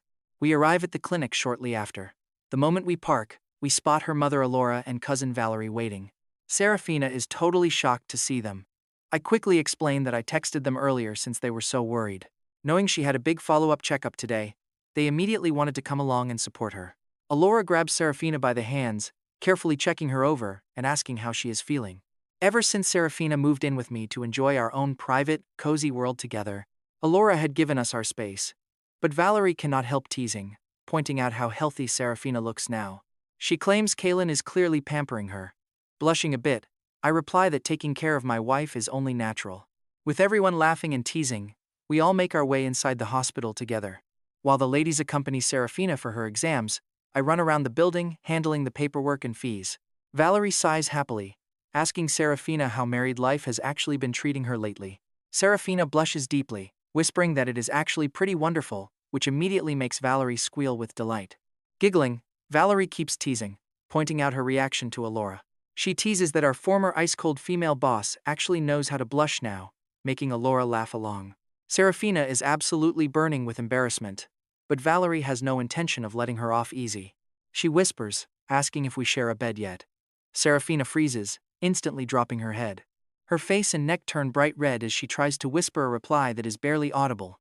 Valerie grabbed her hand with a dead serious look, warning her cousin that this was absolutely no joke.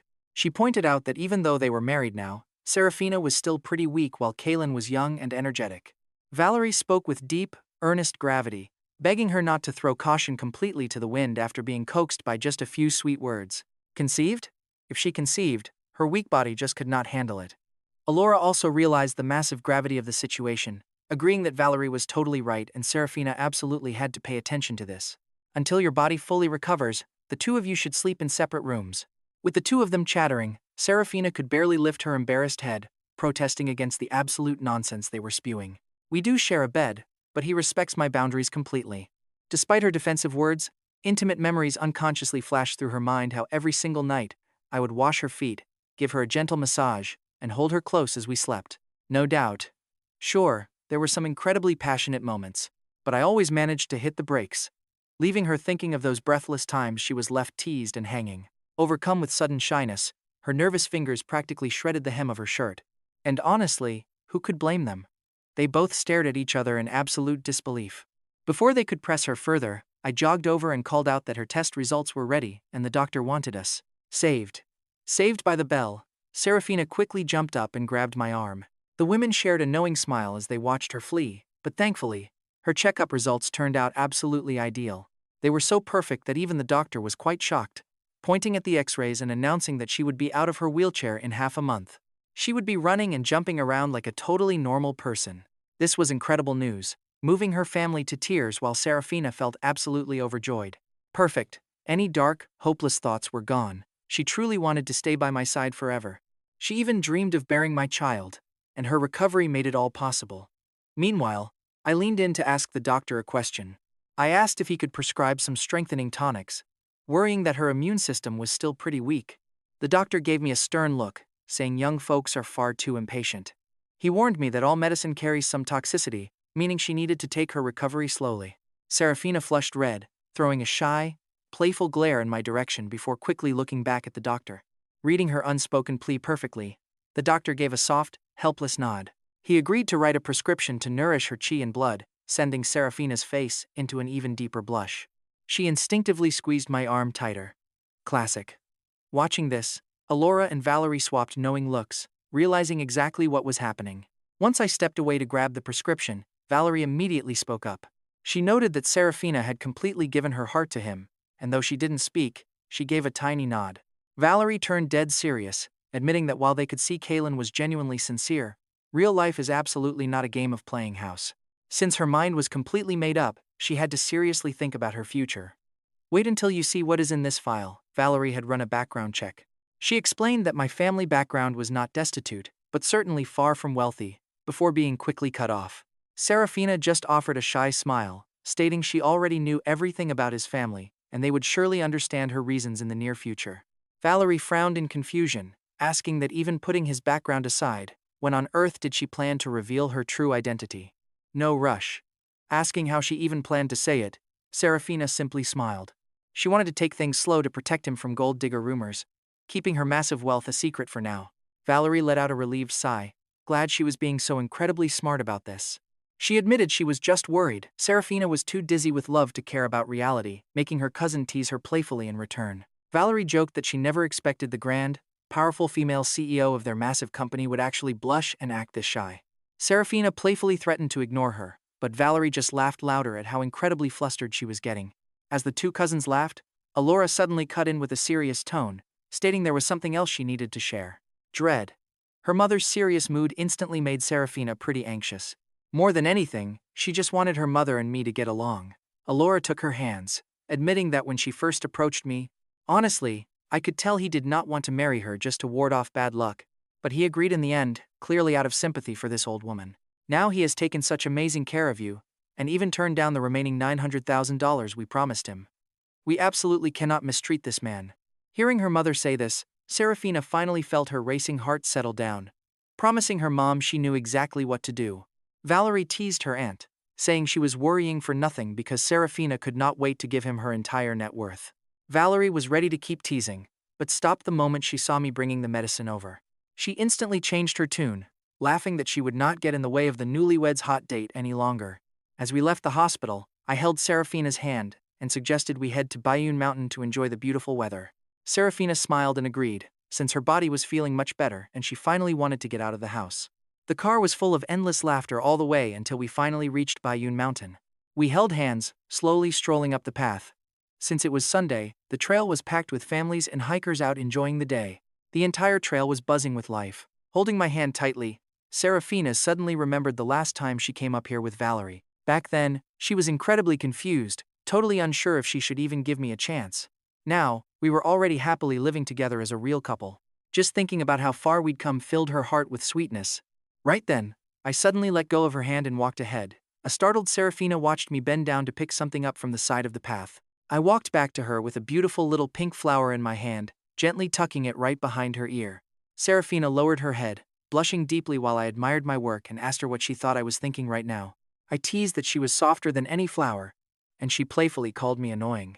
We kept chatting and laughing our way up the mountain. By the time we reached Ningran Temple, Seraphina was already breathing a bit heavily. My heart ached for her, so I suggested we take a quick break. Seraphina nodded, but then suddenly shook her head, grabbed my hand, and yanked me to the side. I was completely startled and asked what was wrong. Before I could even utter another word, she wrapped her arms tightly around me, tilted her head back, and kissed me. Passers-by stared, but most of them just smiled. It is pretty common to see a young couple sharing a sweet moment on a hike. But when she deepened the kiss, my entire body went completely stiff with shock. Even though we shared a bed and had kissed before, I was always the one taking the initiative. Seraphina had always been incredibly shy about it. Her initiating like this was a total first. But watch what happens next. My shock vanishes as I wrap my arms around her and take control. As we got completely lost in the moment, a man passing by with his family tapped his wife, asking if that woman looked like their chairman. The wife took a quick look and scolded him, saying while she looked similar, their actual chairman was not nearly that thin. Plus, was she not supposed to be sick in the hospital? Besides, their chairman always protected her reputation fiercely. There was no way she would ever make out with someone in broad daylight. Hearing this, the man shrugged and kept walking. Agreeing he saw wrong, they walked away. Only when the family was out of sight did Seraphina finally let me go. That intense kiss left her completely out of breath, her face turning pale. I was left standing there in utter shock and joy. I asked why she was so passionate today. Seraphina leaned weakly against me, barely able to speak. She whispered that she wanted to head back down. I nodded without a single second of hesitation and offered to carry her. The very next day, I had barely stepped into the office when a knock came, warning me that the general manager wanted to see Kaelen. Watching the gorgeous secretary walk away, I stood there feeling completely confused. But Barnaby immediately perked up, teasingly asking if even the high-ranking general manager had fallen for my charm. I glared at him, refusing to entertain his absolute nonsense before leaving to see the general manager while Barnaby yelled after me. He shouted not to forget my bros if I struck it rich, while I rushed straight toward the 9th-floor manager office. Staring at the elevator buttons, I suddenly thought about our company chairman, who shared the exact same name as my beloved wife. Talk about an unbelievable coincidence. Hearing my wife's name initially made me think she simply shared the same name as my mother's wealthy best friend, but seeing her in person proved they were the exact same woman. The sudden ding of the elevator snapped me back to reality as I hurried out. I spot a woman who looks like a secretary heading my way. She introduces herself as Maya, the general manager's assistant. "Just call me Secretary Maya," she says. Nodding cautiously, I greet her. "Hello, Secretary Maya. What does the boss want with me?" Maya just smiles and says I will find out soon enough. "Don't worry, it's good news," she adds, leading me down the hall until she knocks on the office door. "General Manager, Kaelen is here," Maya calls out. A cool, sharp voice answers, telling us to come in. Once inside, I spot a stunning woman around 30, sitting at her desk. She is buried in paperwork, her tanned fingers flying across the keyboard with a rapid, rhythmic clacking sound. I am pretty amazed. How is the big boss of this entire company actually this young? And she works this hard? No wonder she got the top spot. While taking all this in, I glance around the spacious room. The general manager, Veronica Thorne, keeps typing, but she has actually been eyeing me from the corner of her vision. And honestly, you can't blame her for being confused. What exactly did this kid do to win the chairman's favor? Surely it is not just because of his looks. Though she admits, the guy is incredibly handsome. Could the chairman actually prefer this type? Veronica wonders to herself. I finish looking around, and finally feel her eyes on me, looking up just in time to lock gazes with Veronica herself. She is genuinely quite pretty, I think, giving a mental thumbs up. Veronica quickly composes herself, asking calmly, Kaelen, you have been here a while now. How do you feel? Are you fitting in well with the marketing department? Thanks for asking, General Manager. Honestly, I feel like everything is going great so far. As I answer, I try to guess why she called me.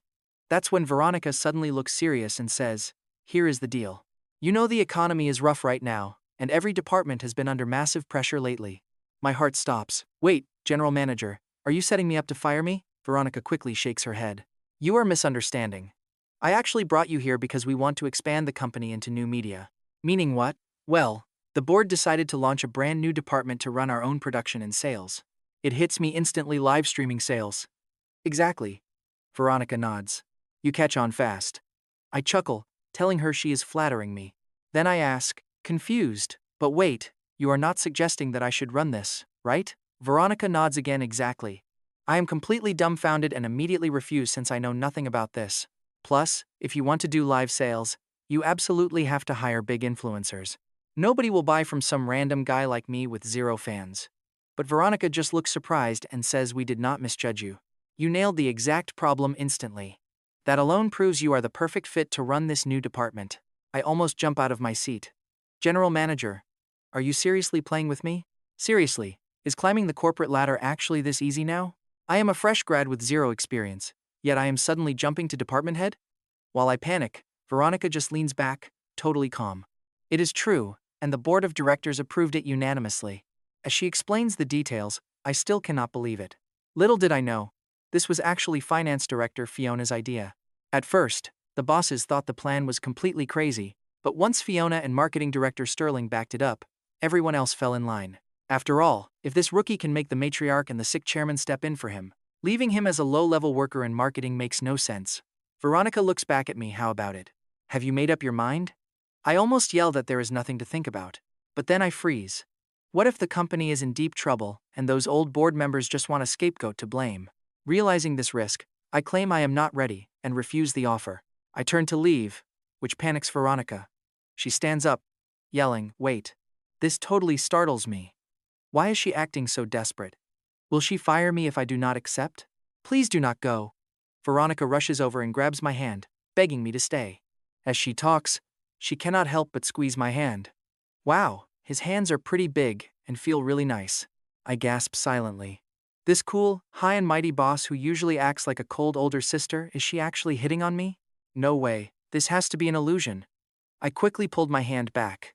I told the general manager to just say what was on her mind. Veronica suddenly snapped out of it, instantly composed, and told me not to refuse just yet.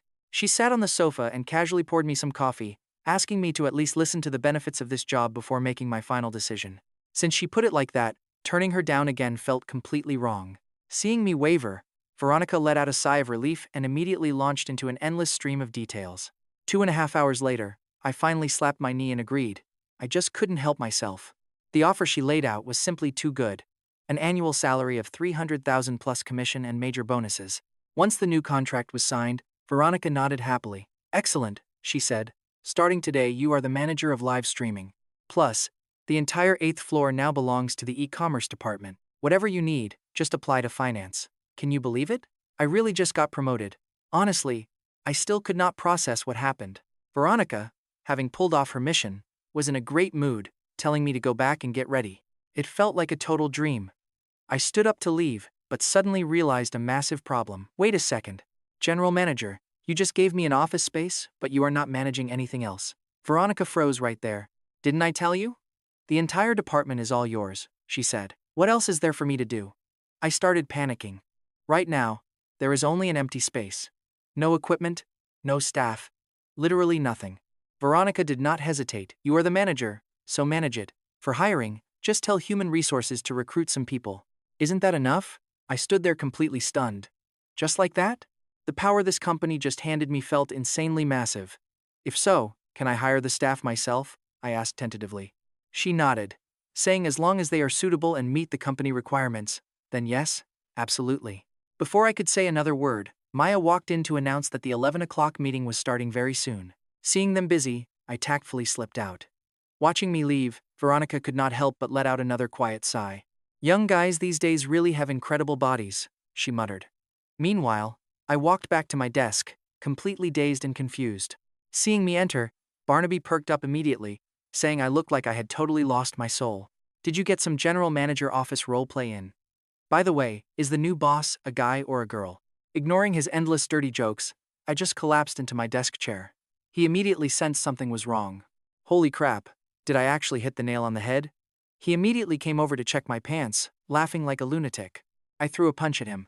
Get lost, I said, your buddy just got promoted. Barnaby couldn't believe his ears, asking why I looked so exhausted then. I glared at him, let out a massive sigh, and explained every single detail of what had just happened. What did you just say?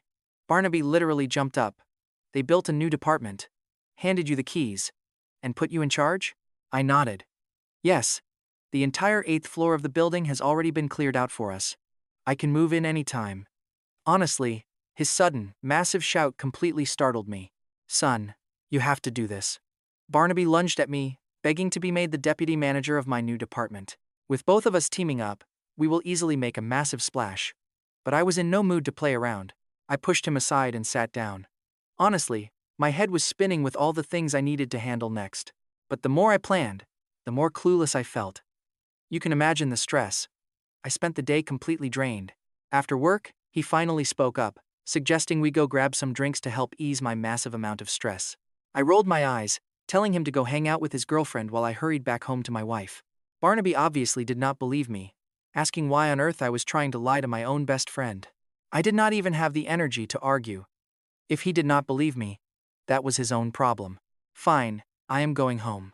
He told me to bring my wife out so they could meet, but I admitted her health was pretty weak. Once she recovers a bit, I will set up a double date. Barnaby was completely left speechless by my response. You better actually have a wife to show me, he muttered. I drove home, feeling an unusually intense urge to get back to my apartment.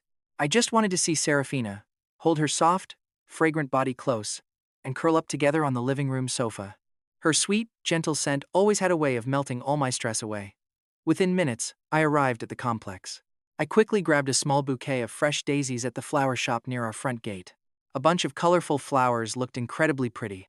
Their sweet floral scent instantly put me in a much better mood. Seraphina opened the door. I handed her the flowers, asking if she liked them, and naturally wrapped my arm around her waist. What is for dinner? I missed you. Her pretty face flushed red as she smiled. She complained we were still outside. But we are married, so why does it even matter? Catching her off guard, I planted a quick kiss on her cheek, making her blush even deeper. Tapping my chest, she looked around in a panic. Terrified of being spotted, I headed inside to wash up. Coming out, I saw her serving the rice. I rushed over immediately. Didn't I tell you I would handle this? You need to rest. Seraphina playfully scolded me, saying she was not a fragile vase at all. She teased that she was not delicate, making me smile. We still had to be extremely careful. If you get a single scratch, my heart will absolutely ache. Seraphina sighed happily, her eyes dancing with joy. She had never been so fiercely protected or cared for in her entire life. Everyone always told her to be strong, to be independent, and to work hard to climb to the top. Be the best. Only Kaelen cherished her like a precious treasure, picking up some of the most tender fish belly for her dinner. Eat more fish, wifey, it is healthy. She blushed, wanting to feed herself. Look at him holding those chopsticks with pure anticipation. He simply wants to feed his wife. Since I picked the tastiest piece for her, she finally relented, blushing deeply as she took the bite. The fresh fish tasted absolutely incredible. Narrowing her eyes like a happy little kitten, she looked completely blissful, making my heart flutter instantly. She was too cute. Truly, she was a stunning feast for the eyes. Her face flushed red again as she told me to just eat, dropping a spare rib into my bowl. However, I had absolutely no intention of using my chopsticks. Leaning forward, I just opened my mouth. Seraphina froze, blushing deeply as she asked if I was serious. She asked if I had no shame, but I simply grinned with zero regrets. Feeding her was basic couple protocol. Since I fed her, she definitely had to feed me back. I begged her. I even threatened to completely starve myself unless my precious wife fed me right then. My childish, dramatic whining left Seraphina feeling equal parts embarrassed and deeply amused. She finally held out the spare rib, and I quickly clamped down on the chopsticks. Seraphina tried to pull them back but failed. Looking up, our eyes met, and the air turned heavy. For the first time, she realized that sheer embarrassment could make your entire body feel like fire. My intense, burning gaze only made her blush harder, but thankfully, I knew exactly when to stop. I let go. With pure satisfaction, I declared her food tasted the absolute best. Flustered and shy, she reached under the table and stomped on my foot. Come on. That gentle stomp had zero force behind it, only tickling my heart. Without saying a word, I casually hooked my foot around hers, refusing to let go. The sudden warmth of skin against skin made her face burn incredibly hot, and she was no match for my strength. We kept up our secret struggle under the table until she finally lost her patience. She glared fiercely, warning that if I kept annoying her, I would sleep in the study tonight. After dinner, I took the dishes to the kitchen as she followed close behind. While running the tap, I jokingly asked if she just wanted to spend more time with me. I teased that since I worked all day, she probably wanted to be close to me, making her blush. She quickly called it total nonsense, yet her eyes remained glued to my face. Finishing the chores, I wrapped my arm around her as we walked back to watch television. We watched TV. I offered her a fresh cherry, softly calling her wifey. Engrossed in the screen, she mindlessly ate it and ranted about how much the drama upset her. She complained about the toxic couple, pointing out all the gaslighting and red flags on television. She joked about us being the perfect match of one person teasing and the other happily taking it. The more Seraphina talked, the more animated she became. I just held her close, listening dotingly and occasionally feeding her some fruit. It took quite a while for Seraphina to finally snap back to reality. Glancing down at the plate with only 2 strawberries left, her face instantly turned bright red. "Why aren't you eating?" she asked. I grinned wide, leaning closer to whisper that I was just waiting for her to feed me. "Oh, not this again," she sighed, shooting me a playful glare. But she still picked up a strawberry and offered it. Leaning in, I gently bit into the strawberry, letting my lips brush her fingers. The sudden touch sent a wild spark straight through her. Her whole body suddenly went completely weak with a shy panic.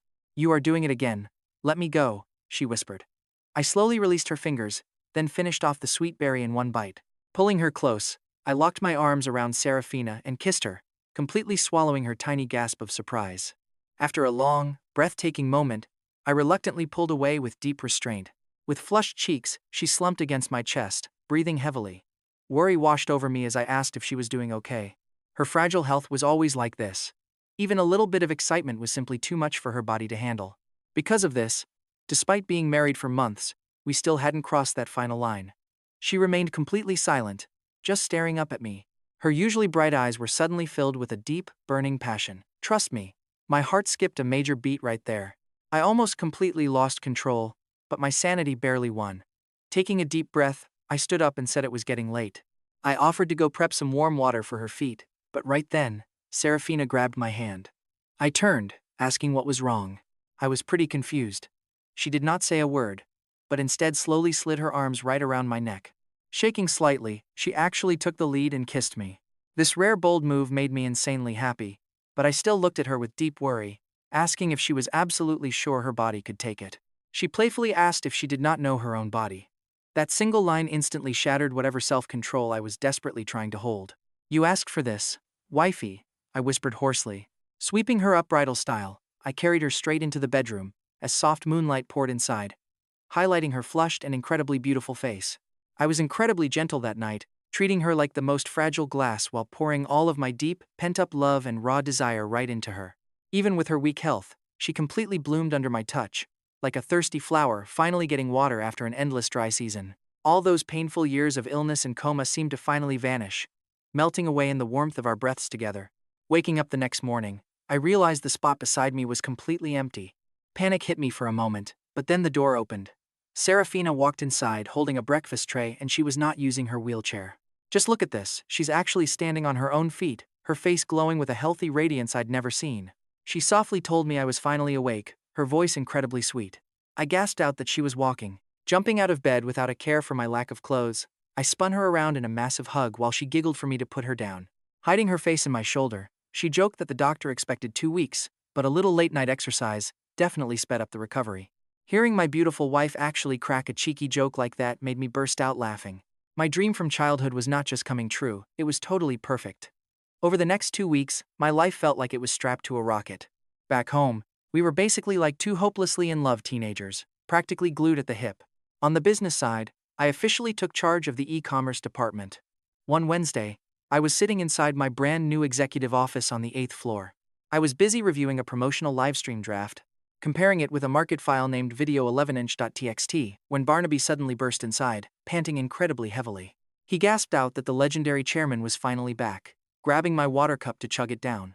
The big boss, who had been missing for months, General Manager Veronica, just called an emergency executive meeting in the main hall, demanding I attend. The chairman? I blinked in surprise. I realized this missing boss shared the exact same name as my beloved wife, Seraphina. A pretty wild suspicion lurking in my mind suddenly started to grow rapidly. Grabbing my suit jacket, I headed straight to the top floor room. The entire atmosphere felt incredibly heavy. Every single department leader sat completely frozen. Fiona, our usual Iron Maiden, looked visibly nervous with her hands tightly locked together. I took a seat near the front of the room, fitting my new executive status. The heavy mahogany doors swing open. Out steps Secretary Maya, then General Manager Veronica, and finally, walking with an incredibly elegant, confident stride, enters the Grand Chairman. She is wearing a pristine white tailored suit that perfectly highlights her slender frame. With her immaculate hair and powerful aura, she radiates absolute, unquestionable authority to everyone. The whole room stands up to greet Chairman Vance. But my jaw practically drops straight to the floor. My eyes bug out. They feel like they might actually fly straight out of my head. Right there at the head of the massive table is Seraphina, my shy, home-cooked meal-loving wife. She sweeps her sharp gaze across the room with a brief nod. But when her eyes lock onto me, that icy CEO mask cracks for a tiny fraction of a second. A faint, almost hidden warmth along with a playful glint flashes quickly in her eyes. I accidentally mumble out the word wifey in the dead silent room, and Fiona, sitting just 2 seats away, hears it clearly. Fiona's eyes widen in sheer horror, looking like she is about to suffer a literal heart attack right then. Trust me, the look on Fiona's face is absolutely priceless. The old lady, the high-end Xiaomi SU7 car, my crazy fast promotion, the midnight phone call. I am not her sugar baby, I am her actual husband. Seraphina calmly commands everyone to sit down, her voice professional and steady. For the next hour, the entire corporate restructuring presentation is just white noise, while my brain explodes with pure chaos. My actual wife is my boss. This whole giant company belongs to her. It was all her doing. When the meeting ends, Seraphina looks right at me and requests manager Kaelen to step into her office to discuss the new e-commerce expansion. Yes, Chairman, I squeak out. I try to act professional while Barnaby stares in absolute awe. But the second the heavy office doors click shut behind us, her aloof, untouchable CEO persona completely vanishes in an instant. Seraphina leans against her giant desk, her cheeks turning a bright shade of red, as she stares at her designer shoes like a kid caught stealing candy. She softly asks if I am mad at her, her voice trembling as she explains she did not mean to hide it. She just wanted to know I loved her, and not her money. I stare at her for a silent second, and then I just burst out laughing. Walking over, I wrap my arms around her waist, pulling the Grand Chairman of Seraphina Biological Tech into a tight hug, and telling her I am absolutely ecstatic. Do you know the crazy pressure I felt trying to earn enough money to support you? I kiss her forehead. It turns out my sweet wife is actually the ultimate sugar mommy, so I really do not have to struggle anymore. Seraphina finally sighs with relief and playfully punches my chest, teasingly calling me an idiot who still has to run her e-commerce department. Yes, my wifey boss. I grin, immediately stealing a quick kiss right there in her grand office. Truth is out. Our life falls into a great rhythm, and I am definitely not just some low-level intern anymore. I am the chairman's protective husband. Fiona apologizes to me over and over, and I gladly let past mistakes slide. As for Linnea, she is kept at the distant branch office, completely out of my sight. But we still have one giant hurdle left to clear. A month later, Seraphina's health is back to 100%. She looks younger, happier, and more vibrant than ever. So I decide it is time to face the music. I drive my Xiaomi SU7 over to my parents' house with an incredibly anxious Seraphina riding in the passenger seat. Carrying tons of expensive gifts, her hands sweat as she nervously asks, Kaelen, what if B hates me, or thinks I stole her son away? Seraphina panics right outside my childhood home. And honestly, can you even blame her for being this incredibly terrified? Breathe. I unlock the door and walk inside, calling out that I brought my girlfriend home to meet her. My mom, Beatrice, hurries out of the kitchen, wiping her hands on her apron with a massive, happy smile on her face. She says she has been waiting forever to see what kind of girl managed to win my heart, but then, Beatrice freezes. The smile completely vanishes. She just stares at the woman standing right next to me, her mouth opening and closing like a shocked goldfish. Dropping her towel, my mom whispers the name Sarah, asking if it is really Seraphina when she heard she was gone. Seraphina greets B, tears instantly filling her eyes as she whispers it has been a long time. Before Beatrice can even wrap her head around her gorgeous best friend standing in her living room, I wrap an arm around Seraphina and drop an absolute bomb. Mom, let me reintroduce her. This is Seraphina, my legally wedded wife. Dead silence. You can practically hear the gears in my mother's head grinding to a sudden, smoking halt before completely blowing up. Your wife? Beatrice asks, in a dangerously quiet voice, looking back and forth between me and Seraphina. Her eyes slowly drift over to the feather duster sitting on the nearby cabinet. He immediately throws his hands up in surrender, delivering the lines he practiced for months. Wifey, remember our deal. Let us keep our titles straight with Mom. You call her Mom, she calls you Bestie, but Mom just screams, Kaelen, I am going to murder you. His mom snatches that feather duster and chases him all over the living room, while Seraphina just stands there, totally torn between crying and laughing. Even with that wild start, the evening ends with the two women crying and hugging on the couch. His mom was pretty furious at first, but once she heard about Seraphina's painful journey, all that depression, the coma, that near-death struggle, and how their crazy marriage actually saved her life, her anger completely melts into pure gratitude, calling him a little brat. Sniffling, his mom glares at him while holding Seraphina's hand, reminding him he always promised to marry her best friend when he was 5. She thought he was just some silly kid, never imagining he would actually go ahead and pull it off. Fast forward 2 years, and he is standing on the balcony of their gorgeous penthouse, staring at the glittering city skyline. Just feel this warm evening breeze as a pair of soft arms wrap around his waist from behind. He leans back into his wife's sweet, familiar embrace as she rests her chin on his shoulder, softly asking what he is thinking about, Mr. Manager. Turning around, he pulls her close, his eyes dropping right down to her noticeably rounded belly. The doctors told them her body needed 2 full years to recover before they could even think about children. But exactly 2 years and 1 month after she woke up, they got the absolute greatest news of their lives. He smiles, resting his hand gently on her baby bump, thinking about how incredibly lucky he is. He went on a blind date with an 80-year-old woman and ended up with a perfect wife, a career, and a family. Seraphina smiles back, her eyes reflecting both the glowing city lights and her deep, unwavering love. She leans up to kiss him, a kiss holding a lifetime of promises, whispering that he better hold on tight, little hubby, because this beautiful vintage babe is never going to let him go. He pulls her back into his arms, feeling the gentle kick of their unborn baby right against his hand. His childhood dream had actually come true, but this beautiful reality with Seraphina was far better than anything he ever imagined.